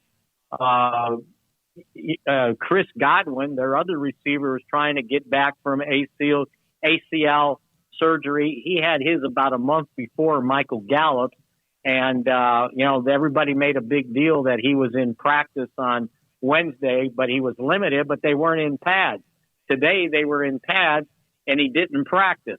So chances are, he might not be ready to go. And then their other starting wide receiver, Russell Gage, has been limited with a hamstring injury. And I don't think they're sure of what he's going to be available for. So both teams may go into this game with a limited wide receiver core and a bunch of new guys playing on the offensive line. So is this a game that could be 20-17? You never know. It can get out of hand. It can get to a track meet or whatever. But is this a game where either team can score a lot of points? Yeah, I think the defenses are going to decide this game. I don't think it's going to be like last year's game 31-29. It may take both of these offenses to play a couple games to get in sync with all the new parts that they're throwing down out there. Unless somebody makes a whole bunch of mistakes and the defense capitalized. But, when Mike McCarthy was asked the question today about playing with young guys, as many as they will, new guys on the offensive line, new guys at wide receiver, he sort of downplayed that, but he kind of got around to the truth by saying, well, I've always noticed that early in a season, you got to play complementary football. And basically what he was saying is they got to play to their defense. And he said, I don't think we have a problem being willing to lean on our defense. So I think that kind of says, maybe what this team is this year, you guys, that maybe it's more of a defensive team than a team that's going to lead the league in offense and lead the league in scoring like they did last year. Mickey, were you surprised? I know they released, I've seen this unofficial depth chart floating around, but Quinton Bohanna above Neville Gallimore at defensive tackle. Well, they're both going to play. There's been a rotation, and Gallimore, basically missed. He played 4 or 5 games last year. So they're encouraged by what Bohanna has done as a no tackle, kind of taking up space. But I think you'll see both of those guys there, and it'll be more of a situational thing. But when Gallimore has played in those preseason games, I thought he was awfully good. So you're going to see a pretty good mixture of those defensive tackles rotating by situation in the game. Mickey, the season begins tonight. Bills and Rams, great matchup. You never know what happens early, and there's always the 5 teams every year that's happened for the last 22 years that don't make the playoffs that did the year before. Is there a team getting a little bit too much, maybe hype, a team that you think is getting a little bit too much, hey, this is a team to watch that you don't think might be that good?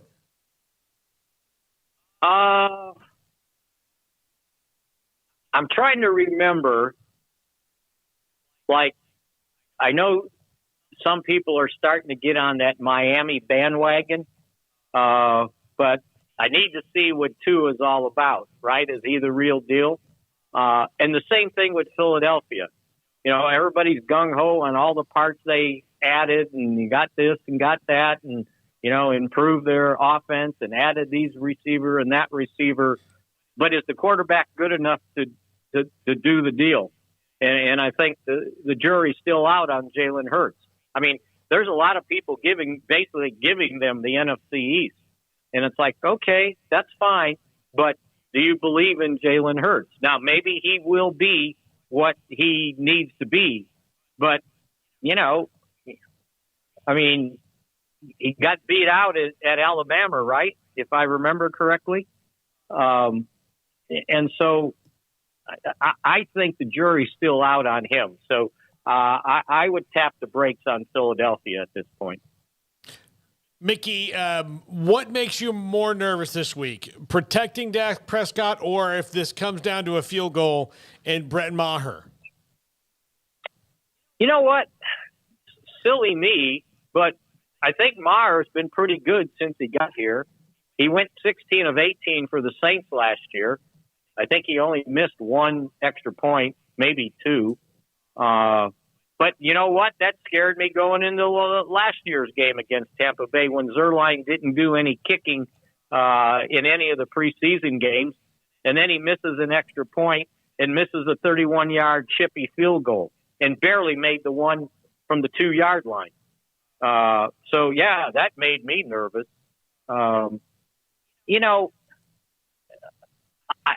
just think you should be able to manage the game with a rookie starting at left tackle. There are things you should be able to do to adjust to make sure he doesn't get hung out to dry, right? And I keep seeing a lot of people suggesting, well, they just need to run the ball. Well, don't you need an offensive line to block to run the ball too? So just, or do offensive linemen only have trouble pass blocking, but they can run block really well? Because as good as Zeke is and has been this offseason and in training camp, and as good as Tony Pollard is, if there's no holes, they ain't making any. I just think you can manage the game offensively if you have to throw the ball by doing certain things. And if you're having trouble running the ball, heck, put two tight ends out there and, or chip and use an extra offensive lineman to play tight end if you need to block. I worry a little bit more about this offense than I do the kicker at this point. Mickey, thank you. Enjoy the season. We'll have you every Thursday. We hope every Thursday, 4:30. And Mickey Spagnola, DallasCowboys.com on the opening game, Cowboys and Buccaneers Sunday night. It's a great matchup. And tonight, the Rams and the Bills. All right, when we come back, Craig Smoak's off the radar. Just after 5, Jake Hatch on Brigham Young. And Jennifer Smoak, Fantasy Football League Guru. Paul's Top 5, Sikkim 365 Radio and 365 Sports. Don Humidor and Coffee Beans in the Town West Shopping Center off Valley Mills in Waco, where you can find the best elite, the world best cigars, including Cohiba and Padron and Rocky Patel and Romeo and Julieta and Macanudo and Ashton and so many more. One of my favorites is La Fontana, Churchill Length, or the Torpedo Tip. They also have CBD products that allow you gummies that if you struggle falling asleep at night, you take a gummy, you kind of learn whether it's a half of one or you take a gummy an hour or so before you're ready to go to bed, and the next thing you know, you've had a pretty nice full night's sleep rather than tossing and turning so much on your mind or not. You will fall asleep very comfortably and wake up and go, man, that's pretty good. And then on top of that, they have coffee beans, fresh coffee beans. Cowboy is their favorite, is the one that most people want to pick up as far as the aroma and also the taste and flavor. Don Humidor and Coffee Beans in the Town West Shopping Center off Valley Mills in Waco. We're fighting hard at Pickup Outfitters in our battle to end truck nudity. But it's not just about putting an outfit on a naked truck, it's about making sure you have the very best customer service. So we offer the Pickup Outfitters Lifetime Installation Guarantee. Over time, sometimes your outfit needs a little tune-up, maybe some tightening, adjusting, whatever. If you outfitted your truck at Pickup Outfitters, that tune-up is absolutely no charge for the remainder of the time you own that truck. We also offer free warranty assistance. If for any reason you need to use your warranty, you just bring it back to us and we take care of it. It just makes sense. I mean, operating without a promise like that would be like offering customer service in the nude. And if you've seen our staff, trust me, you don't want that. So do your part to end truck nudity by outfitting your truck, Jeep, SUV, or van at Pickup Outfitters, 220 Lake Air Drive in Waco, where we promise to serve you fully clothed. Check out our website, createacommotion.com. How did Edward Jones become one of the biggest financial service companies in the world? By not acting that way. Financial strategies, one-on-one advice, it's a big difference. And that's why Brad Wilson, your Edward Jones financial advisor, makes sense of investing. Experience the difference for yourself. Brad Wilson, 250 Sharon Drive in Woodway, 254-776-4337. Edward Jones, member SIPC.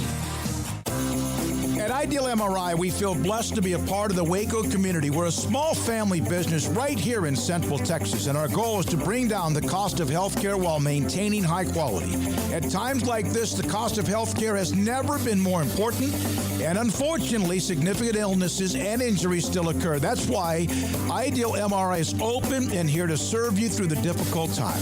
We offer premium MRIs just like a hospital with state-of-the-art technology and specialists, but you'll pay less. Sometimes thousands of dollars less, whether you're using insurance or not. At Ideal MRI, we accept most insurance and there are no hidden costs, even offering financing if that's needed, everything included in the price, and you'll not get something as a surprise in the mail later on. If you need an MRI, ask your doctor about Ideal MRI. They'll know. You can schedule an appointment safely from home online in minutes at idealmri.com or give us a call, 833-IDEAL-MRI, idealmri.com.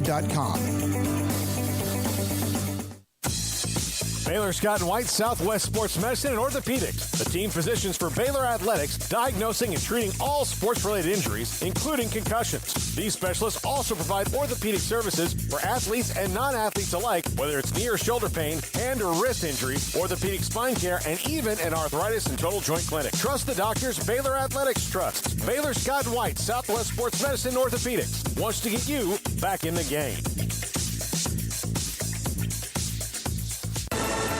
Did you know that Waco Regional Tennis and Fitness is a partner of the city of Waco? Did you know that we are open to the public? Waco Regional Tennis and Fitness offers day passes to the public for only $10 a day, and we offer money-saving memberships. Waco Regional Tennis and Fitness offers over 40 group exercise classes each week, including bar, yoga, boot camp, indoor cycling, and more. There are free weights, weight machines, TRX, rowing machines, stationary bikes, new treadmills, elliptical machines, and much more on the spacious weight room floor. Personal training available where you can be encouraged to grow. Sauna, whirlpool, tanning bed, and kids club. 17 tennis courts, 8 pickleball courts, youth and adult tennis and pickleball lessons. Waco's premier experience where you can help your mind, body, and soul. Visit our website at wacotennis.com. Call us at 254-753-7675 or visit us next to Hawaiian Falls on Lakeshore Drive in Waco.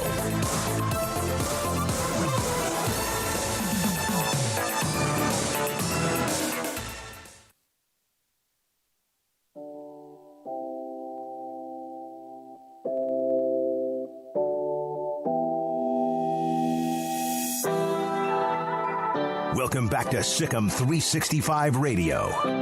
It's time for Craig Smoak's Off the Radar. Brought to you by Pickup Outfitters. Since 1997, we've been outfitting trucks, SUVs, and vans at 220 Lake Air Drive or createacommotion.com. All right. Welcome into Off the Radar here on 365 Sports, Sikkim 365 Radio. Tuesdays and Thursdays at around 4:45, give or take a few minutes. We'll stop down to just take a glance at various headlines around the sports world. Some days it's jam-packed, some days it's not so much, but today we got a handful of stories that are just of interest that we can kind of peruse through here to close out the 4 o'clock hour. First of all, this was a couple of days old, but we got to talk about it because I thought it was absolutely massive news for college football as far as the coverage of it goes. Pat McAfee named the new permanent fixture a couple nights ago. The New York Post, I believe, Andrew Marchand, who's like Mr. Sports Media, I believe was the first one to break it, and then others followed suit. Pat confirmed it, quickly thereafter. Quote tweeting one of the announcements and confirming the news. But he's turned into just an empire all to his own, and really was one of the pioneers of the YouTube show thing. Obviously was on satellite radio until recently, but I mean it's just been amazing to watch. I mean it really has been. And, as somebody who's in the industry, so to speak, I mean, he's absolutely had a hand in his crew and just changing the dynamics of everything and kind of how the whole business operates in so many ways. And also just an incredible journey from, you're an NFL player and that's a cool enough life as it is, in most cases, but you're suddenly at WrestleMania. You're the commentator on WWE SmackDown. That seems like it would be pretty cool. Now you add in College Game Day permanent fixture, and it's Pat McAfee's world. We're living in it right now. Yeah, he's super entertaining. He's not afraid of anything, and he has a lot of respect. He's real. He's real. Yeah. He has, NFL players respect him because he played the game and he knows, and that's why he's able to get Aaron Rodgers every week, who is as touchy a human being as there can be when it comes to a lot of things. And because Aaron Rodgers just knows that he's not going to get, raked over the coals by Pat. And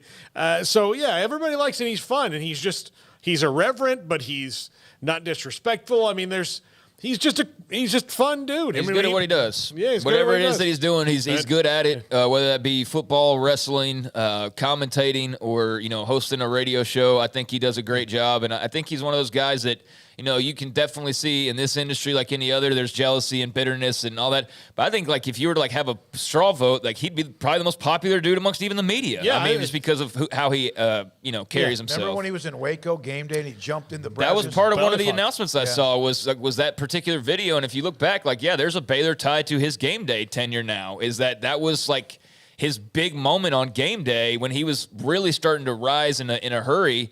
And he jumped into the Brazos, and a lot of people would tell you that's probably not a good idea. But thankfully, everybody, I think, had fingers crossed, like, don't get sick. Yeah. And he was fine. So it was like, all good. We can celebrate this. And, but he's now a permanent fixture on College game day. I am a wrestling fan to some extent. I'm not at my most fever pitch right now as I was maybe at other points, but still very much in keeping up with it. And I think he's brought some freshness to just that side of that business.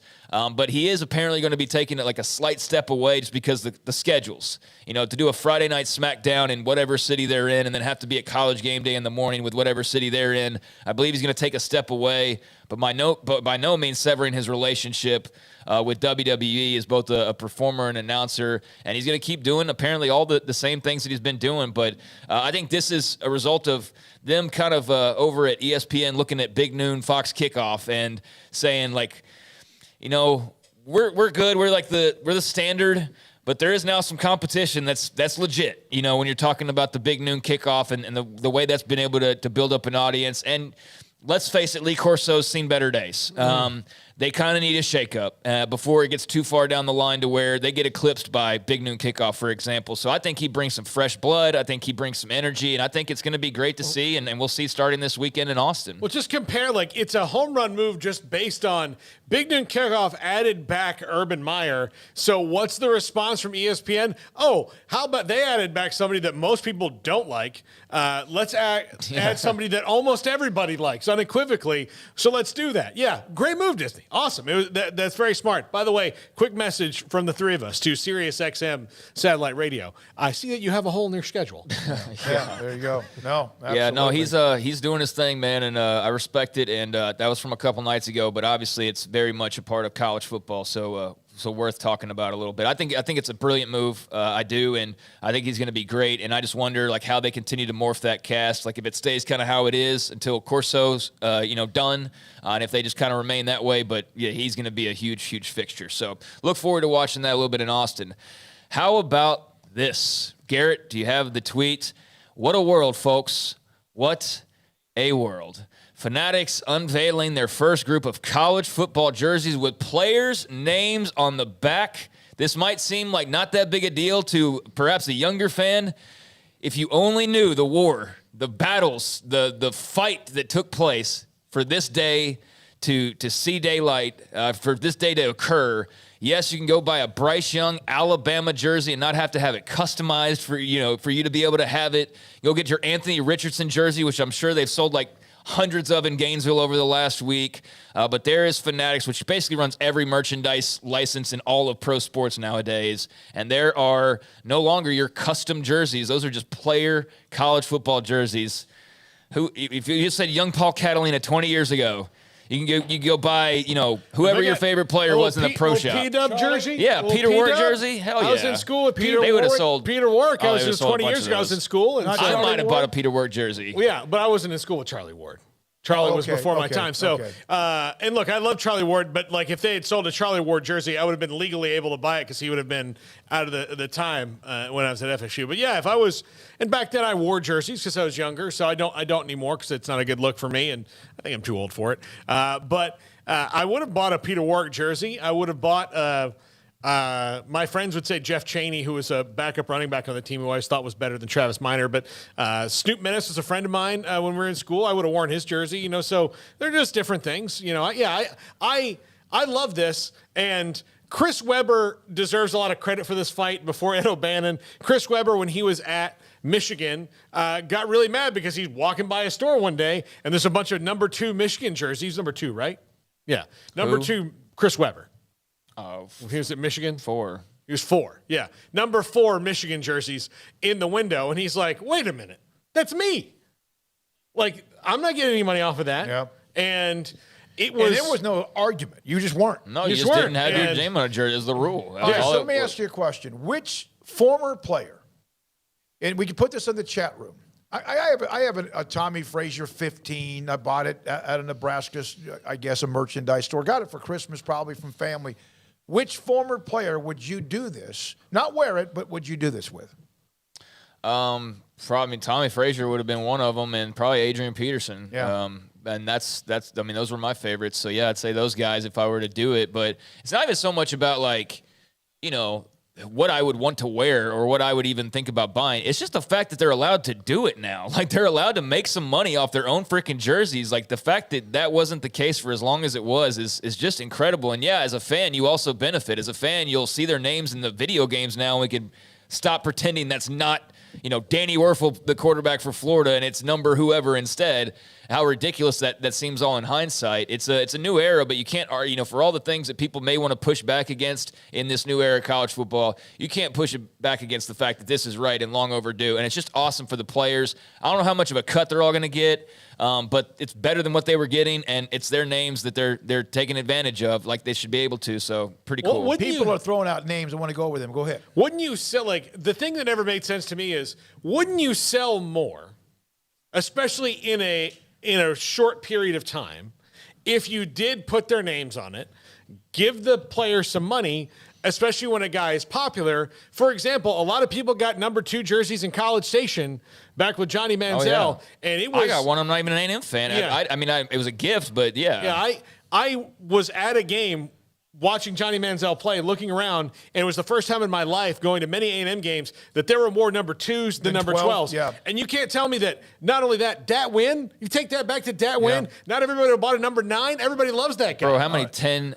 Vince Young jerseys would have been sold? Like, my God, he would have sold 1 million jerseys after the Rose Bowl. We have named Bo Jackson, Earl Campbell, LT, Archie Griffin, all that's Deion possible. I mean, Sanders. you could technically buy the legend jerseys and do custom jerseys and all of that, but like this is just now the real deal. There's no like customizing it and all that. Like, boom, here's your jersey, and I don't think everybody's under. Or is in operation just yet. Like, I don't think if you go to Fanatics, like every single school is like up to date with the jersey and all that just yet. They're kind of rolling it out as best I can tell, but I mean, soon enough. But these are current players is what they're doing now, right?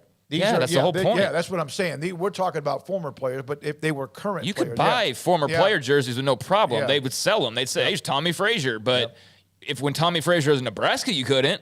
When he was gone, you could, but like when he was there, you couldn't, and that's the whole point. Is like, yeah, you could, if you're a Florida fan, you can go buy an Anthony Richardson jersey that says Richardson on the back, and it's an Anthony Richardson jersey, not this is just happens to be the number of the new star quarterback that he'll see no money from. I mean, that's highway robbery they got away with. So pretty cool that's now changed. Elsewhere. There's a lot of talk. There was meetings today about college football playoff expansion. I don't know how much y'all talked about that when I wasn't here. There's not anything official to update like, we've passed this and it's this now.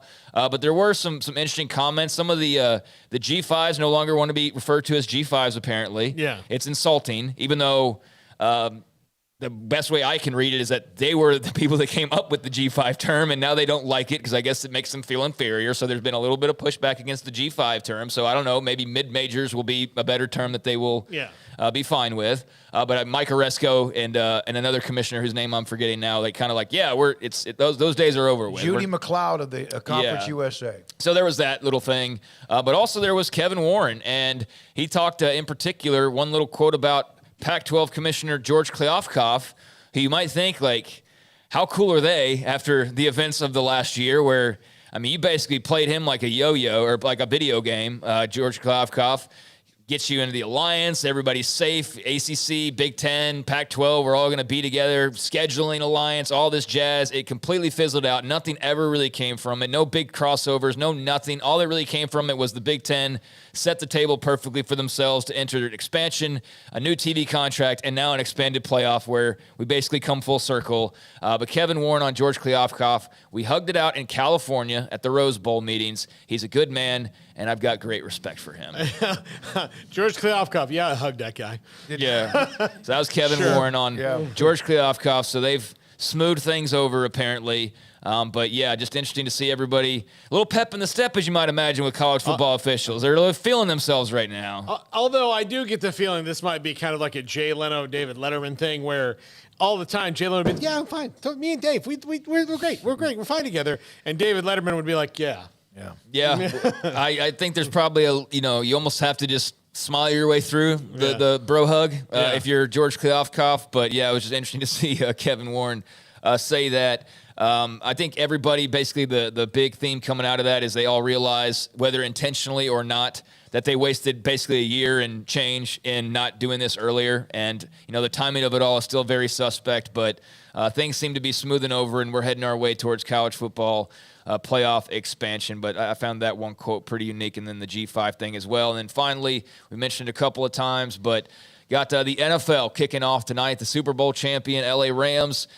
They have extended the contracts of head coach Sean McVay, general manager Les Snead through 2026. Of course, won the Super Bowl last year. And, that's a franchise that's gone all in, and it's benefited them to a great degree. And later on tonight, they'll be on the main stage to kick off the season and to start defending their title. It'll be the Rams, Matthew Stafford, and the Buffalo Bills. So got a full meal deal of college football last week, and now we get some Thursday night football to kick off the NFL slate, and it's a great time to be alive. So Rams, Bills, it ought to be a heck of a game later on tonight on NBC. Yeah, Aaron Donald going after Josh Allen, among others as well. Stafford, there's been stories about whether he's been throwing the ball well or not. We'll find all of that He's Mr. out Commercial tonight. Pitch Man now. I see him all the time. John Canzano on his Twitter feed, by the way, talked to a Pac-12, I guess it's an AD. The Big 12's latest expansion jab falls flat in Pac-12 footprint, said one Pac-12's current four corners AD. I have no idea what he's talking about. He continues to throw stuff out to disrupt. Seems like a level of desperation. And then there's a column. When we come back, we will hear from Jake Hatch, KSL Radio in Salt Lake City on Brigham Young and Baylor, Sikkim 365 Radio and 365 Sports. Pioneer Steel and Pipe. Since 1943, steel, pipe, metal, heavy-duty product, and they've done that now for nearly 80 years. That is stability. That is consistency. That is someone you can trust, and you, the customer, have not been there once, but you've been there many, many times, and they're going to find a time to make sure that you almost feel like you're the only one there, even though there are many others at their locations in Waco and Bryant, and there will be a big grand opening of their new facility that's about to open up in Waco that only makes them bigger, better, faster, and stronger, more product, better distribution time, and it's already fantastic because that's how they can stay in business since 1943.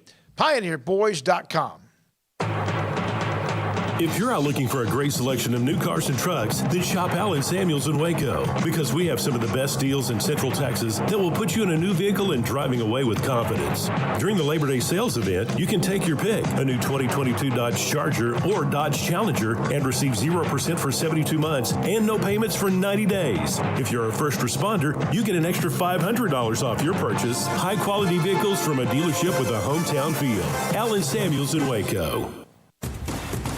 Hey, this is Bryce Petty, former starting quarterback and two-time Big 12 champion, and I know firsthand the importance of being in top shape both on and off the field. So listen up, men. If you're feeling beat down day in and day out and looking for that high-performance edge that separates the men from the boys, then look no further than the Petty Clinic Low T in Waco. Petty Clinic is a comprehensive men's healthcare clinic with an atmosphere catering to men. Board-certified Dr. Kent Petty has a special interest in offering the highest quality medical care to men of all ages. Some of the services offered include screening and treatment for low testosterone or thyroid, infertility, high blood pressure, diabetes, high cholesterol, sleep apnea, while offering comprehensive wellness exams and complete men's health lab panels. High performance men, remember, it's not just a Petty thing. This is Bryce Petty, encouraging you to reach out and Google search Petty Clinic Low T or go to pettycliniclowt.com and get your complimentary lab screening today.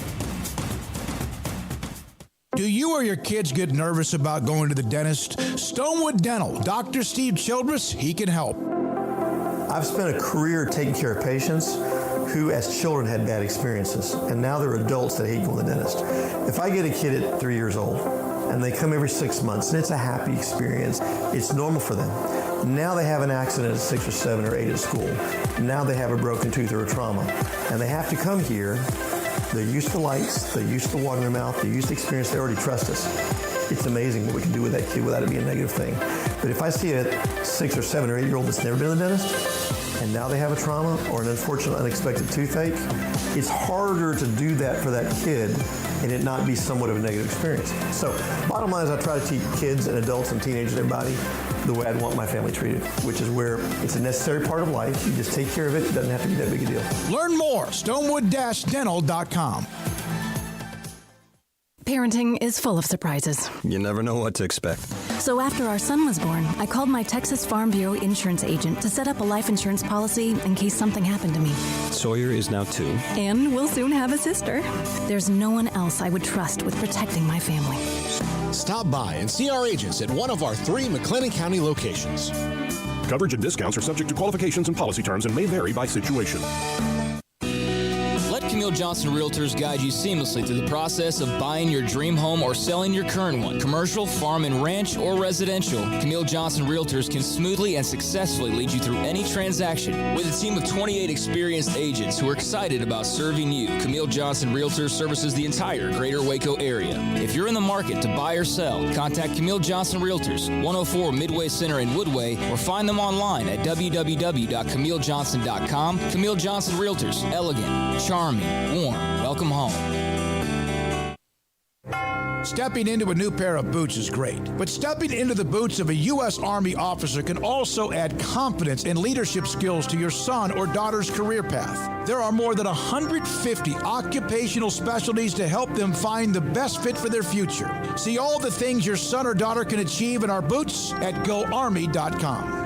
U.S. Army Waco Recruiting Company, 254-598-8131 or 254-776-1543. Welcome back to Sikkim 365 Radio. Wobbly kick from Pasteur. Gavin Holmes steps out of a tackle across the 50. Gavin Holmes, the 6th-year senior, into the end zone. 73 yards. The 5 o'clock hour is brought to you by Edward Jones and financial advisor Cam Heathcott. Edward Jones, making sense of investing. Now here's David Smoak, Paul Catalina, and Craig Smoak. Jake Hatchu covers Brigham Young, covers Utah, covers many things at university and also pro sports in Utah for KSL Radio. Will join us here momentarily. Jennifer Smoak, Fantasy Football League guru, will join us. And if we're late for her segment at 5:30, hell hath no fury. So Jake will join us here in just a moment. I just sent him a text. Paul tried to get a hold of him. I got him. And got him? Oh, Yeah. okay. I thought you said you were calling him. I had a weird number that I called it. I just thought you didn't want to have him on the air. Oh no, we'll talk about what happened at KSL earlier this week. Not if it involves what I think it does. Jake Hatch, KSL, covers Utah, covers Brigham Young. Gotten to know him quite a bit since all the stuff started, really, with Brigham Young in the Big 12. Jake, thanks for your time. How big a week is it right now, you think, in Provo? Oh. Well, thanks for having me first off. It is a big week. BYU's got a top 10 opponent coming in for the first time in quite some time with your Baylor Bears coming here to Provo. We're all excited for it, though.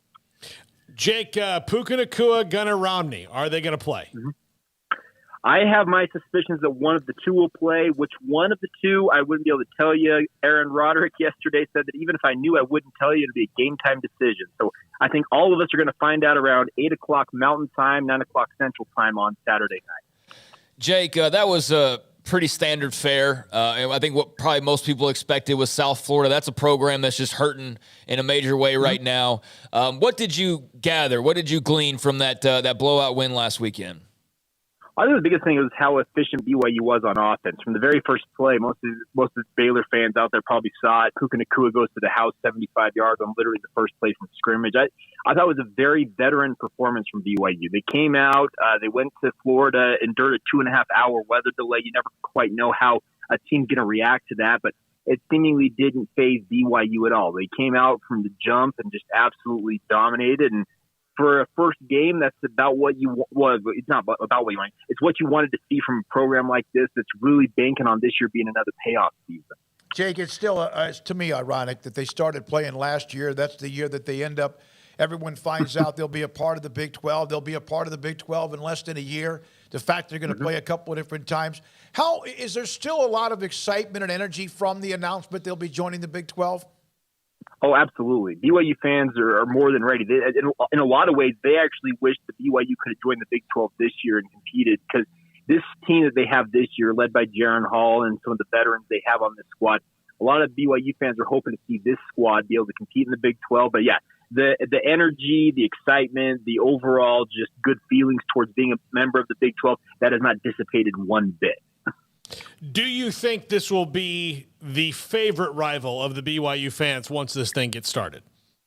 I think it's actually going to be right up there. Absolutely. I think forever Utah will always be their rival because the schools are so close in proximity. Who knows what's going to happen with conference realignment if Utah does eventually join the conference, should the Pac-12 dissolve or whatever. But I think that Baylor, just with the religious affiliations of both universities, the fact that, as David referred to, that they played games last year and they'll be playing this Saturday, and they had a pretty good contest last year, I think it will be one of those games that BYU fans look forward to annually just because of the unique nature of both these universities. Jake, Jaron Hall, I mean, now entering another season. I think when we saw him last year, we knew he was kind of an up-and-coming guy that still had some things to polish, but the talent was evident. What have you heard about him to just kind of build more of that momentum for the type of year that he can have throughout the offseason? Well, the biggest thing that he worked on this past year was working on making plays from the pocket and using his arm to attack all parts of the field. That was one thing I think a year ago that he's always had the arm to be able to make all of the throws, it feels like. But the biggest thing was having the confidence to go out there and sit in the pocket and make a play with his arm. He's always had the ability to run with the football, to improvise, that type of stuff. But I think Baylor fans saw that a year ago, even in the loss down there in Waco. He made some plays in that game. But what he has worked on this offseason, he talked about it, is being more consistent, being more accurate, and being able just to make those quote-unquote winning plays from the pocket with his arm. Where do you think he might end up among the great names? And I know it's still too early to put him up with Ty Detmer and Gifford Nielsen and McMahon and Young and others, but, I mean, is there any talk about he's a part of that conversation at all? I think it'll all depend on this season. If he goes out, because he had 10 wins a year ago as the primary starting quarterback for BYU, so that's a solid debut season as the guy for BYU.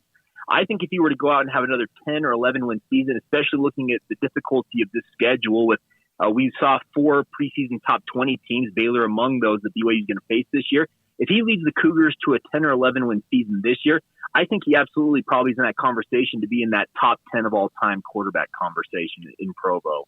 And Smokey left one out. The guy he replaced, Zach Wilson. Exactly. Yeah, I hope he's. Well, see, and Zach's already in that. Zach's already inside that top 10. So he would be able to propel himself into that conversation with one of those big years. Yeah, that is just every time you think about quarterbacks in BYU, it really is amazing the roster of guys just at that position they have. Oh, yeah, no, absolutely. And that's the thing. We have debates every so often about, okay, who is going to join who's the next great BYU quarterback in the pantheon? And it's the question is, well, who are you kicking out? We usually go by a top 10, and the top 5 is absolutely loaded because you already mentioned guys like Gifford Nielsen, Steve Young, Jim McMahon, Ty Detmer. It just the who's who of great quarterbacks in college football history. Well, a bunch of them have called Provo home. So it's one of those eternal debates up here in Utah, but it's always fun at the same time because you can argue all kinds of different angles with it. So, Jake, how have they gone about, in terms of replacing a guy like Tyler Algiers? I mean, I know the transfer market seemed to pay off last week for them in that regard. Yeah, they've been high on Chris Brooks, the Cal transfer. You'll see him this week. He wears number 2 for BYU. He had a great debut game last week against USF. He got up to a seemingly slow start, but as the game progressed, in kind of a similar fashion to what Tyler Algier did all of last year, was as the game progressed, it seemed like he got more and more comfortable and stronger. And he actually finished off the game with a 52-yard touchdown run, his first touchdown as a BYU Cougar. And Aaron Roderick, their offensive coordinator, said that Christopher Brooks performed exactly how they expected him to. So early returns are very, very positive there. The question will be, if as he goes up against a far better Baylor defense this week, how much can he contribute? Because USF, that defense was very much in rebuild mode. BYU didn't necessarily know what to expect, and I frankly expect Baylor to be a far stiffer test for a guy like Chris Brooks. Now, here's my biggest question with this game is we kind of hit the high points on offense, and I think that's what everybody kind of immediately, that's where our eyes go. And with BYU in particular, when you have, Nakua and you have Jaron Hall. Defensively, though, what is the story with BYU's defense in your mind?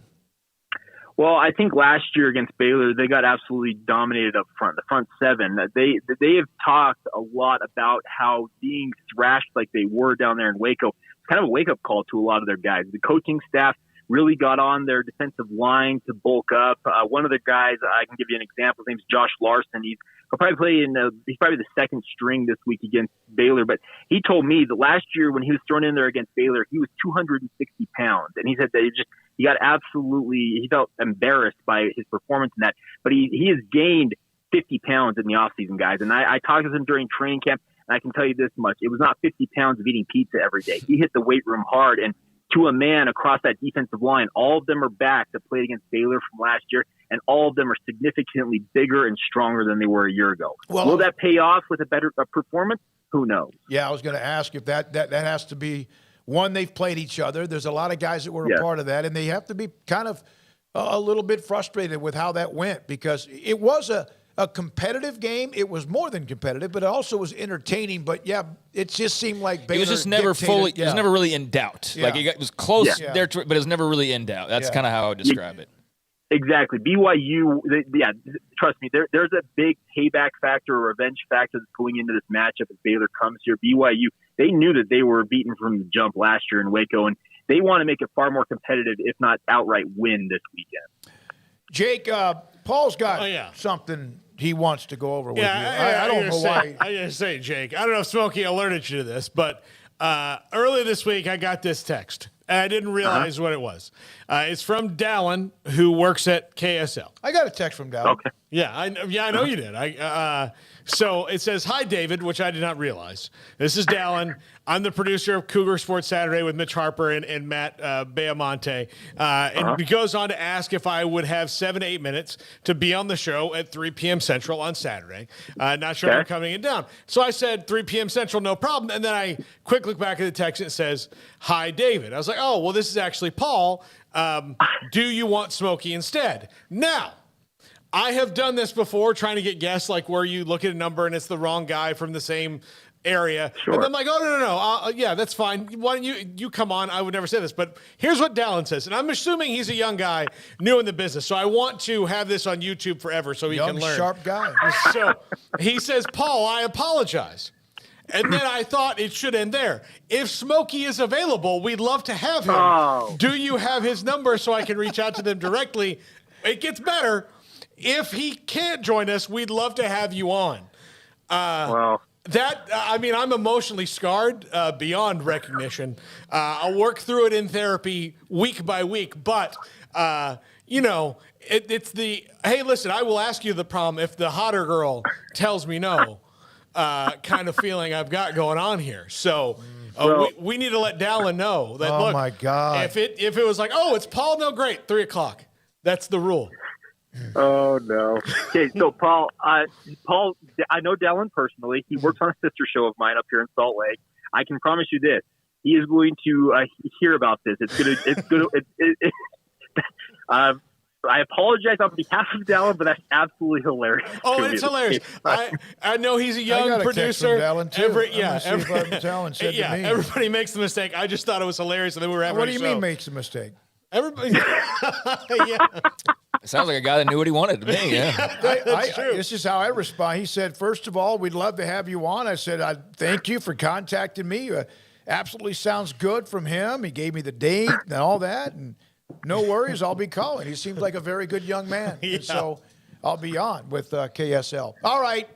Thank you, Jake. Great to have this game being played. It's already like the second time they played it seemed like it's a whirlwind. We'll hope to see you in Provo one time when we can actually get there. Thanks for your time.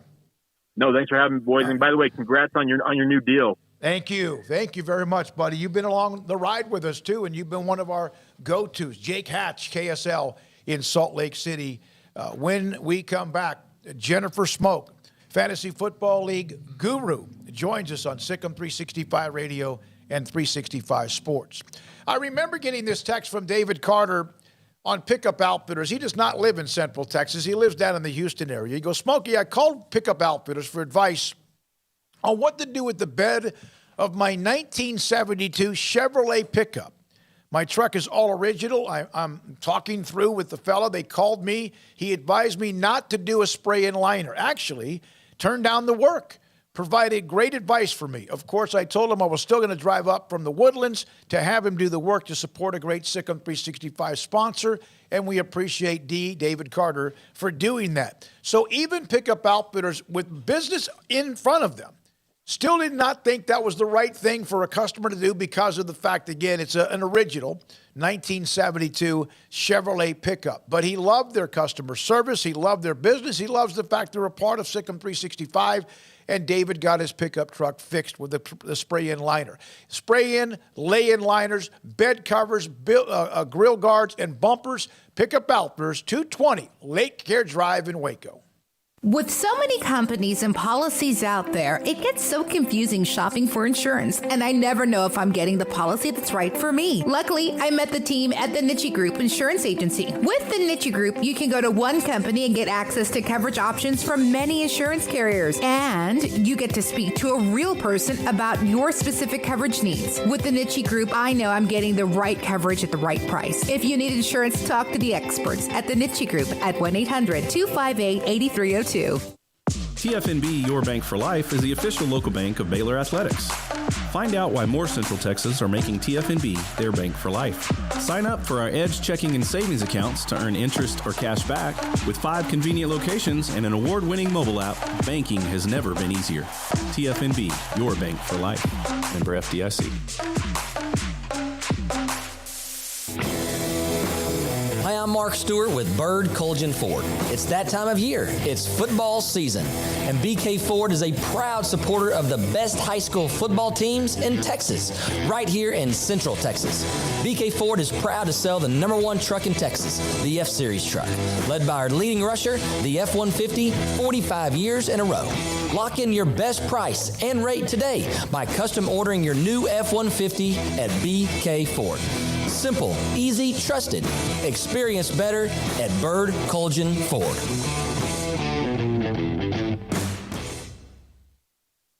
One size fits all. That may be all right for an adjustable belt or cheap sunglasses, but when it comes to your financial needs, no one wants a one-size-fits-all strategy. Ben Erlinson, your Edward Jones financial advisor, knows that his most important goals are yours. That's why he takes the time to understand your needs, knowing you. That's how Edward Jones makes sense of investing. Ben Erlinson, 100 North 6th Street in Waco, 254-759-8533. Edward Jones, member SIPC. Baylor University is where lights shine bright. So, let there be light. Let there be roommates and teammates, scholarship and championships. Let there be fresh starts and new traditions, fast friendships and lasting impacts. Let there be laughter. Let there be joy. Let there be light. Baylor University, where lights shine bright.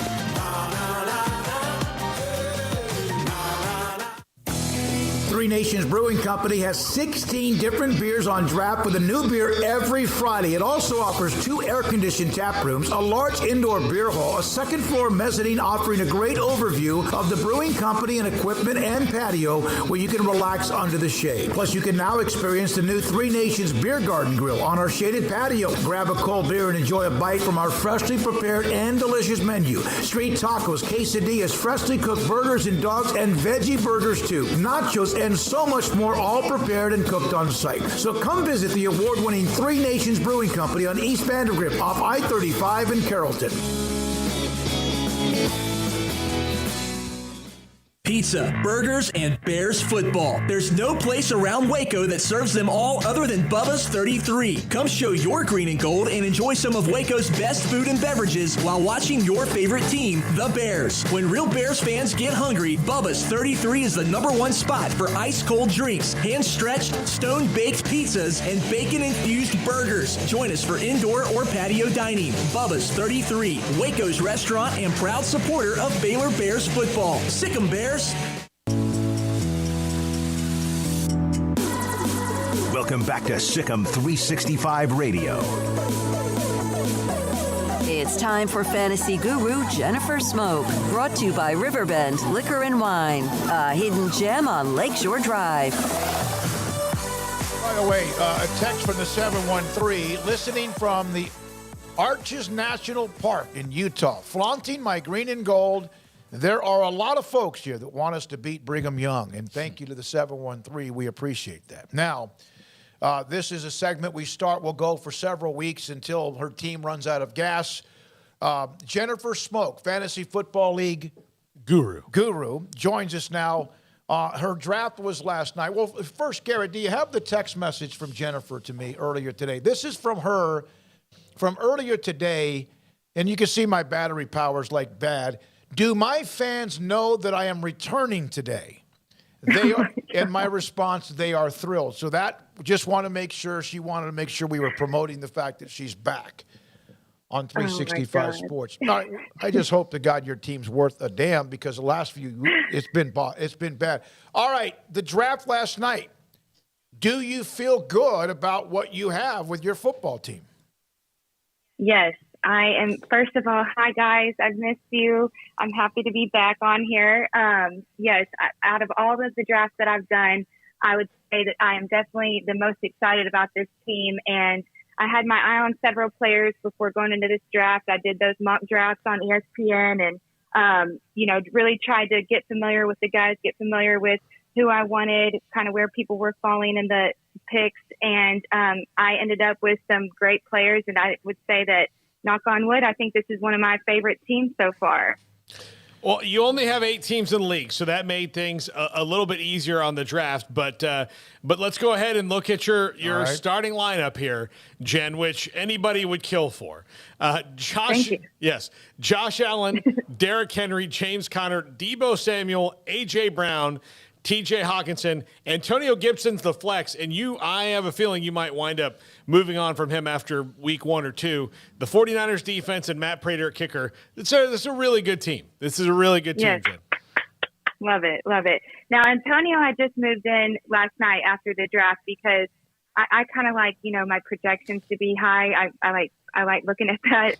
So I put him into my flex position, but originally my main guy that I had drafted to go in that slot was Jalen Waddle. And I also have some pretty in-depth people on my bench that, I'm excited about. Allen Robinson, Chris Godwin, when he comes back from, his injury. A.J. Dillon is, okay running back to have on your bench, and Rashad Penny. So I'm very excited with the way I drafted this year. I am interested. First of all, don't hate like that, Paul. Don't say that I'm going to get rid of Antonio Gibson, because the one reason I'm excited about Antonio Gibson this year is because every time I play him in fantasy, he completely screws me with some long touchdown or, several touchdowns in a game. So hopefully he can be that person for me this year. But that position is definitely going to move around a lot throughout the season, depending on the matchup. Hello, Jennifer. Hi, Bubba. Hello. Bubba Bear. Glad for this segment. It's the only way we ever talk, actually. No, I'm just kidding. You know me. I'm not huge in the fantasy side. That's Paul's deal, and y'all have some fun debates about it. But who was your first pick? Was it Allen or Henry? No, it was Henry. So okay. The last 3 years that we've done this, I have always been pick 1 or 2, and I did not want to be pick 1 or 2 this year just because it's been a complete nightmare for me. Bad karma. I've lost my first pick every year. Let's review. Christian McCaffrey goes down like immediately, right? Well, basically in the first, 2 weeks last year. Yeah. Then the year before that, Saquon Barkley goes down in the first game, I believe. My God, I forgot about that. Man, that was really bad in hindsight when you think yeah. about it. Like, terrible. Yeah, but yeah, exactly. And then and then the first year was Patrick Mahomes, which I think he went down a few games in, and then he did end up coming back. But, every year my first draft pick has been a complete bust, and it's been a nightmare. But this year I was pick 5, so I knew going into it, being in that spot, I would kind of have to get somebody, obviously not McCaffrey, Jonathan Taylor, someone high up, Cup, but I kind of thought I could possibly get Henry. And the girl that picked before me, Kara, she was at a dinner. Thankfully, I think her first pick might have hit auto because she didn't pick until it went to 0, and she had Derrick Henry last year and I believe the year before, so I was kind of nervous, but he fell to me, thankfully. So, yeah, Derrick was first. Then I went with Dabo, my second pick, which that was my plan and the whole time is I wanted to get Henry first, Dabo second. And then the third and fourth pick was hard for me because I was really hoping to get a tight end like Kelsey or Mark Andrews.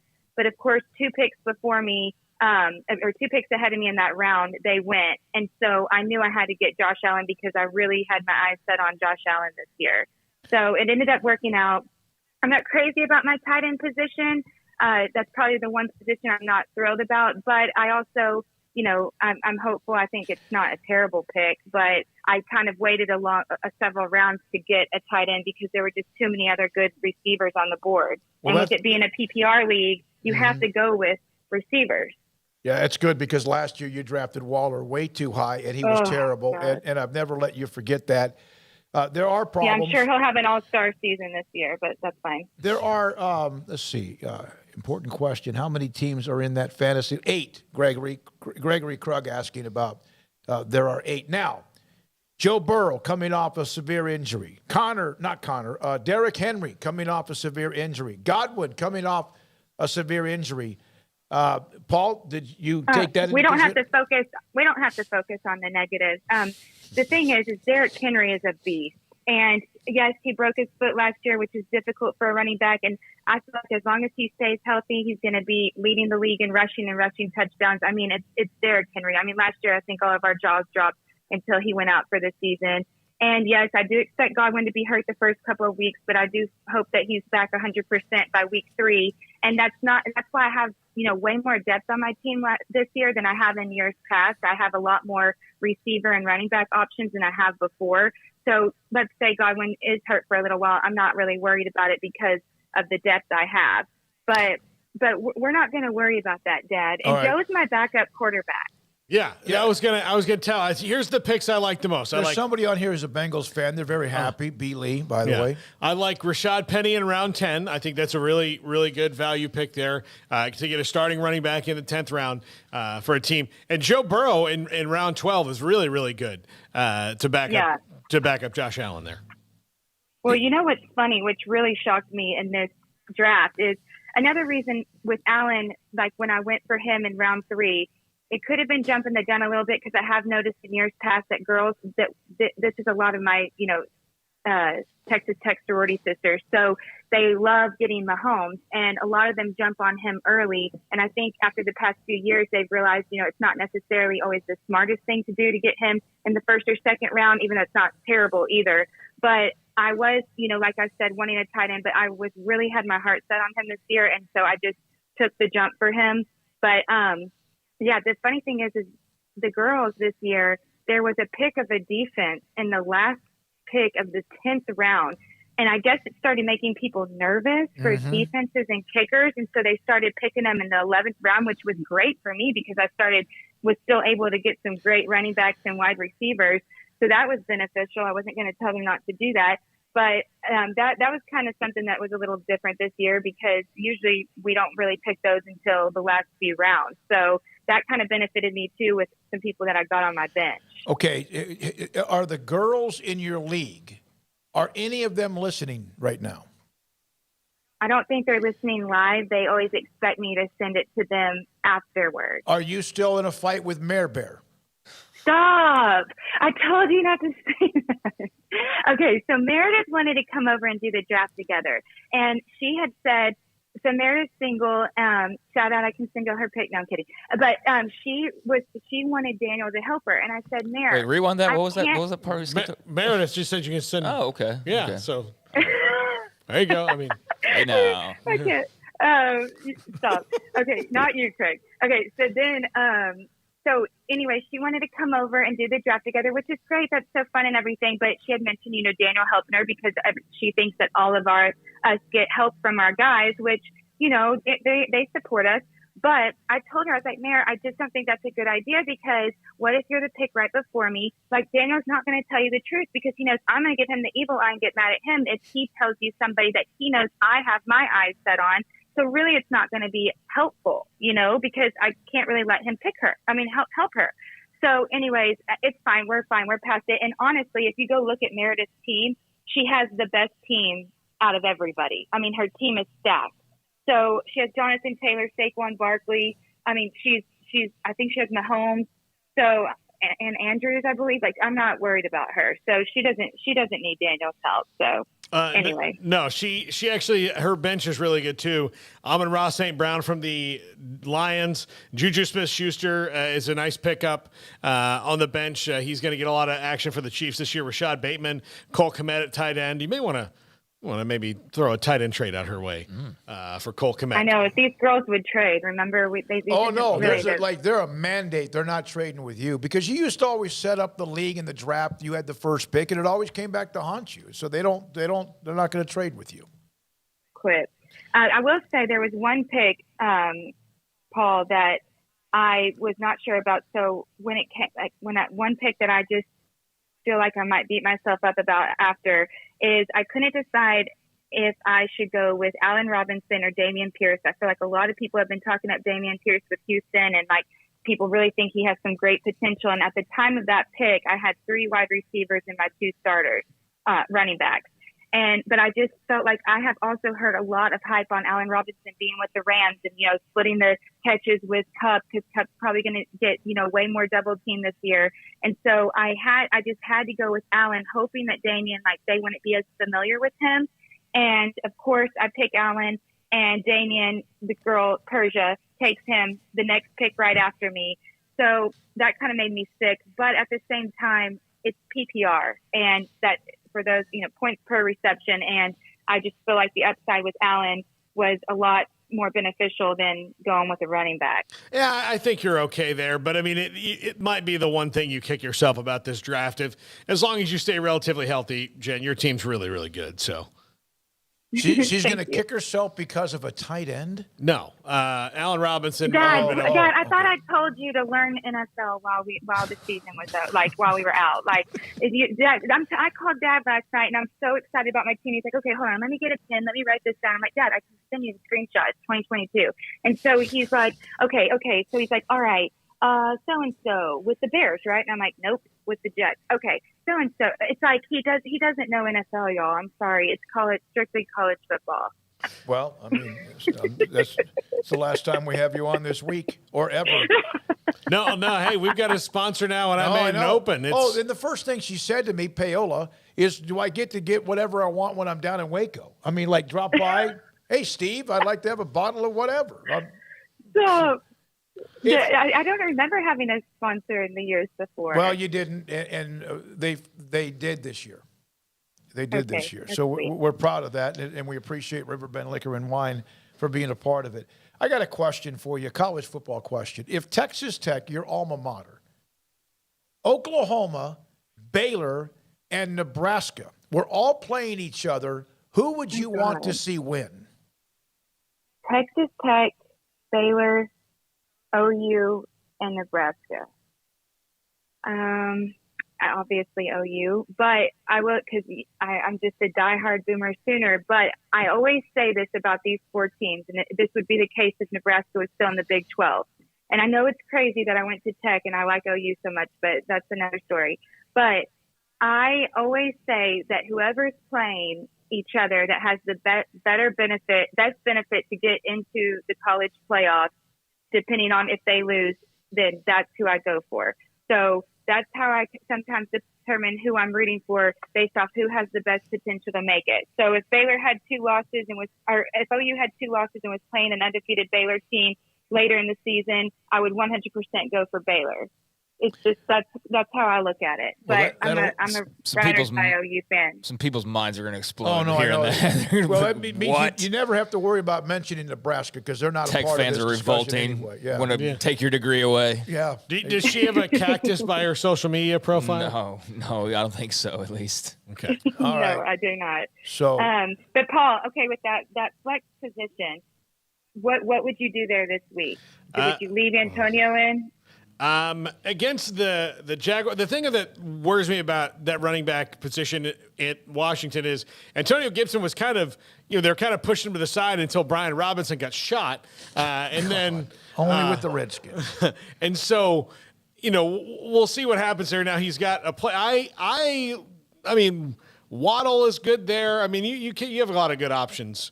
Rashad Penny. I mean, somebody's got to get the ball, run the ball in Seattle. So yeah, you've got options there. I would as soon as Chris Godwin's healthy, Antonio Gibson's out of that lineup and Chris Godwin's in for me. So yeah, and Antonio is not like my starter. It's just because they're playing Jacksonville. I feel like that's the best matchup, the best points, prospective points for this week. But no, I definitely think that position is going to be more held by a wide receiver. And I agree. I think Jalen Waddle, I'll be shocked if he gets as many targets as he did last year. But with all the weapons they have on this team this year, I feel like, there's going to be way more opportunity for him to get more throws his way. So I kind of just want to see how the first week goes and kind of start deciding from there. All right. Anything else? Nope. All right, we've got the picture up. We've got the sponsor up. How is Persia like a 2 or 3 time champion? No, she won last year. Then Meredith, I think, won the first year, and whoever won the second year is going to be mad. I'm not saying their names. I can't remember. It's all a blur. I usually by that time of year I'm in a dark hole, like soaking and blacked it out from the rage fits. Yeah. Yeah, I'm repairing all the things I've broken and done by that point. But no, but Persia always has a really, really good team, and she was picking because it's a snake draft. So you go down then you go back, and she was right behind me in the first round. So it was really annoying having her right next to me because I know that her husband is very familiar with this. And, for example, that's who took Dameon Pierce from me. So that says that. So, we'll see what happens. I'm way more confident in this team than I have been before. Usually I have like 1 or 2 really, really great players, I feel like. And this time I feel like I'm more stacked. But that's the thing about an 8-team league is everybody has a good team. Everybody's stacked. So it's really about luck. It's about how the injuries play out and, who gets the ball. All right. Someone wants to know whether you're picking Texas Tech to beat Houston. Yes. Raiders, baby. Get the guns up.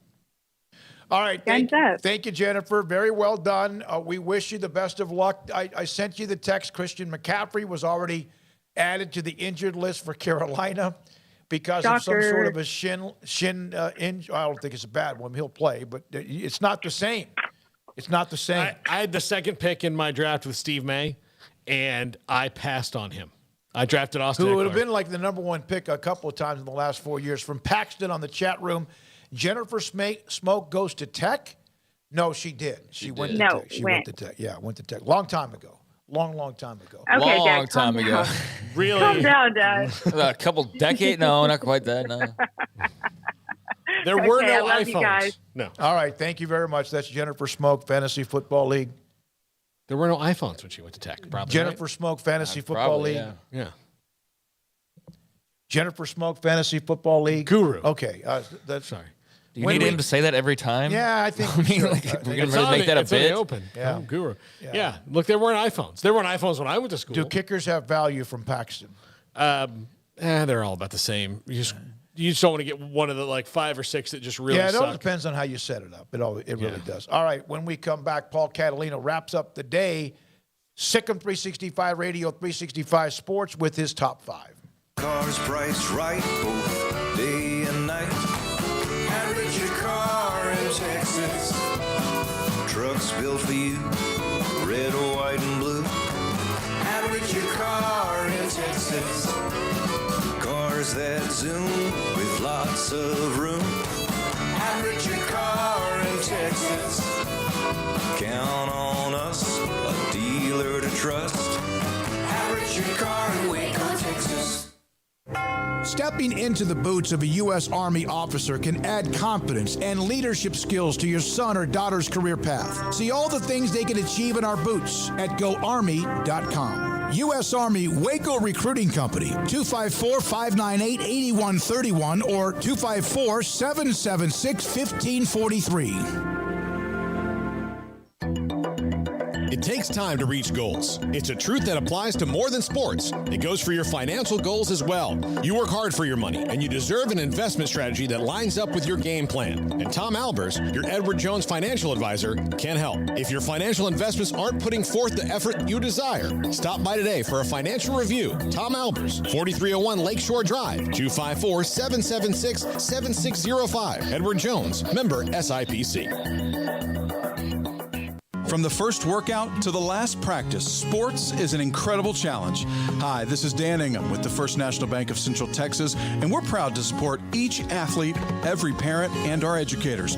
From families, small businesses, to the biggest industry, we're here to help. With remarkable products like First Free Checking, we've got banking ideas that fuel big dreams. The First National Bank of Central Texas. Familiar faces making local decisions. Member FDIC, Equal Housing Lender.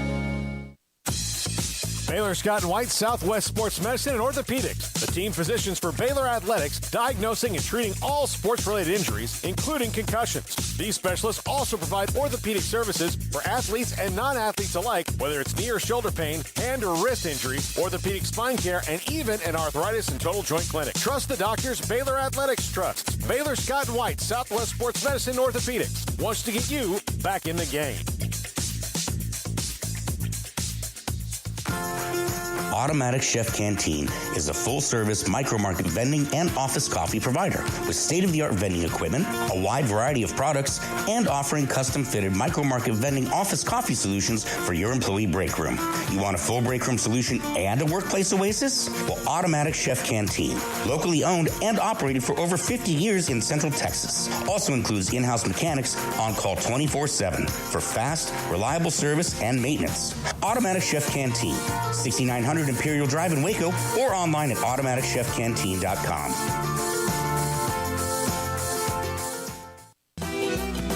Shorty's Pizza Shack at 12th and Bagby is a homegrown, locally owned pizza place that's out of this world. Everything from the dough, the sauce, the sausage topping is made fresh in-house. Not to mention the amazing pizza pillows, the chicken wings are to die for. Try the Sikkim sauce, chili cheese fries or tots, plus great specials on food and drink every single day. Shorty's is also the perfect spot to watch the game with your friends. Shorty's Pizza Shack at 12th and Bagby. Tell them Paul sent you by.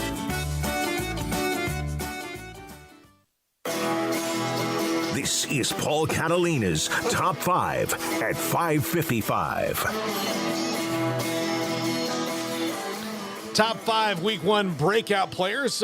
These are people that maybe we didn't know about, or he did. I mean, we probably maybe knew about it more than your average fan because it's what we do, but even some of these guys, never heard of them until this week. But top 5 Week 1 breakout players, people to watch. Number 5, wide receiver Bryce Ford Wheaton from West Virginia. Really impressed with this guy. Yes. He's really good and playing special teams, big body, like him. Can do a lot of things. Really enjoyed watching Bryce Ford Wheaton. He seems to me to be kind of like some of the Oklahoma State receivers we've seen. Big, physical. I'm not saying Dez or Blackman or whoever, but he's got that ability to take over a game.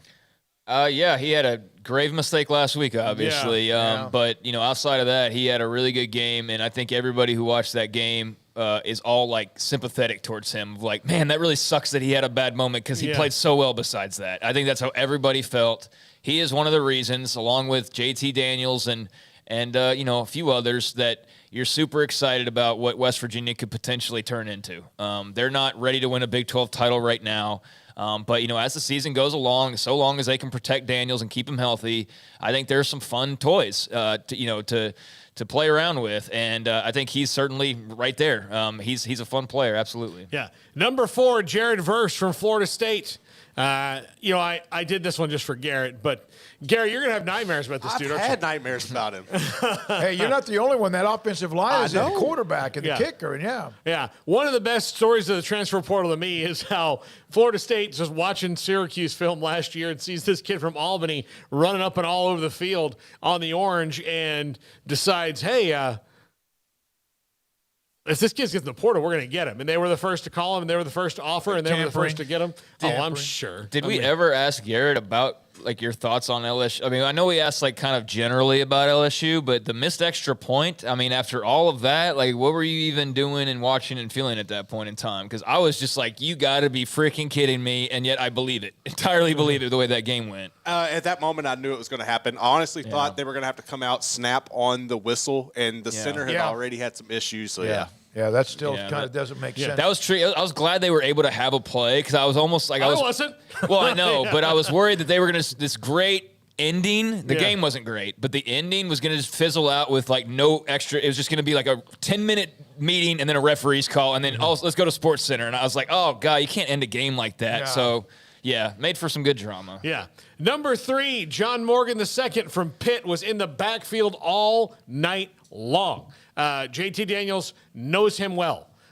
They got to spend some quality time together. This is a guy that was not quite as talked about with some of the Pitt defenders, but really had a great night in the backyard brawl on Thursday last week. Yeah, I mean, it makes it a little bit more difficult to really know what to be like concerned about with West Virginia. You know, how much of their offensive line do we have to be worried about? And I still think there's some things to be worried about, but like how much of that also too was the competition that they were playing, you know? And so, yeah, I think you have to factor that in. And that's why, you know, it's a tough loss, but I feel pretty good about West Virginia and just, you know, the way that they're going to be able to be competitive this year. But yeah, he was a monster. And, you know, Pitt and Tennessee is going to be something, man. That's going to be some kind of game. I just don't know what kind of game. I mean, Tennessee could come out and just score 21 in a blaze and you know, then they just basically just press on their neck the rest of the way and you just kind of slowly just, you know, I guess drain the energy out of Pitt and just, you know, win in blowout fashion or get out big. Pitt rallies. I mean, how's this game going to go? Is Pitt going to be able to just from the get-go just slow it down and make it kind of a slow trickle towards the end? I don't know, but Tennessee's awfully explosive.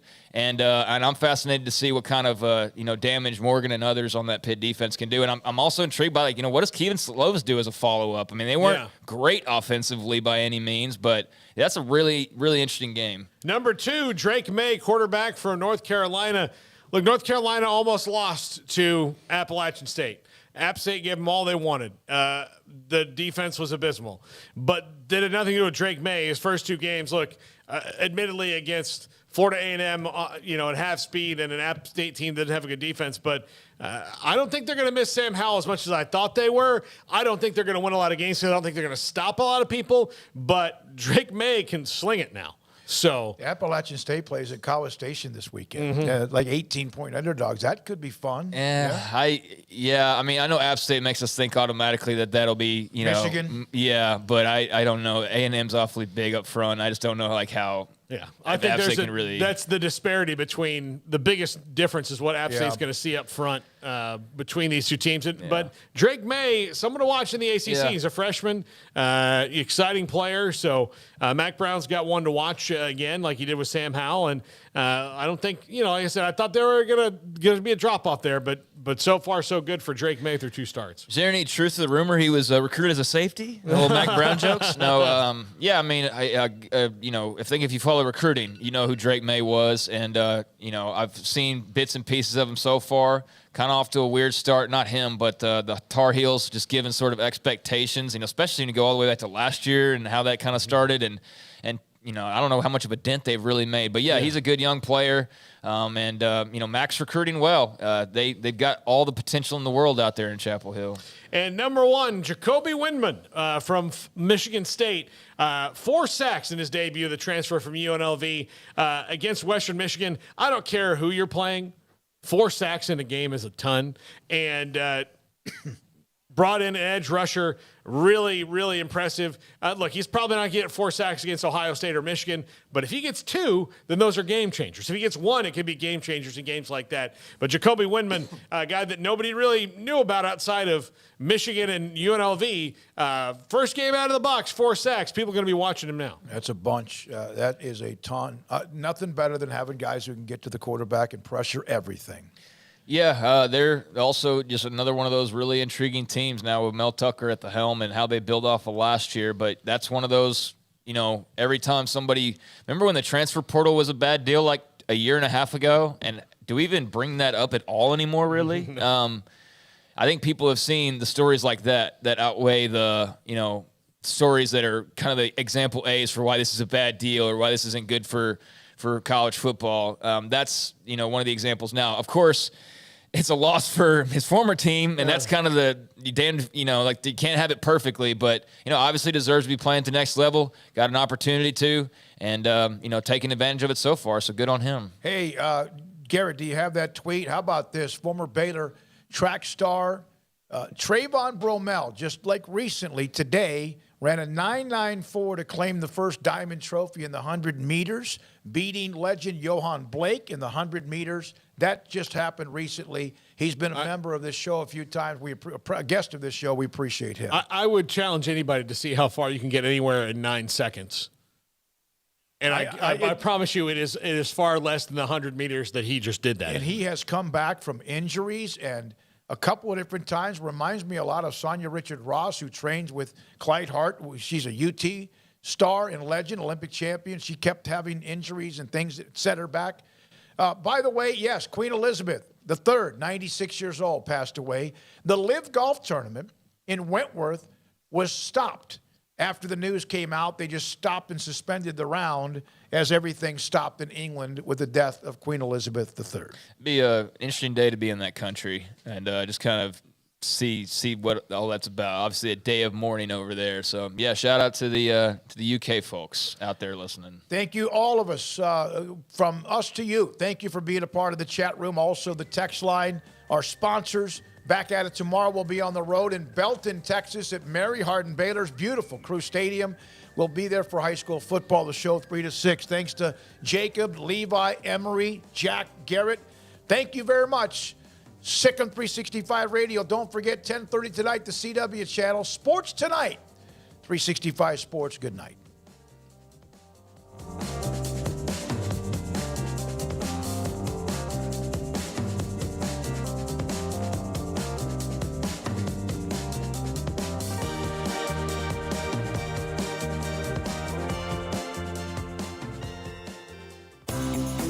Ideal MRI is a small family business right here in Central Texas. We're open to support you while lowering the cost of healthcare bills. When you need an MRI, ask your doctor for an Ideal MRI. Visit us at idealmri.com or call us at 833-IDEAL-MRI.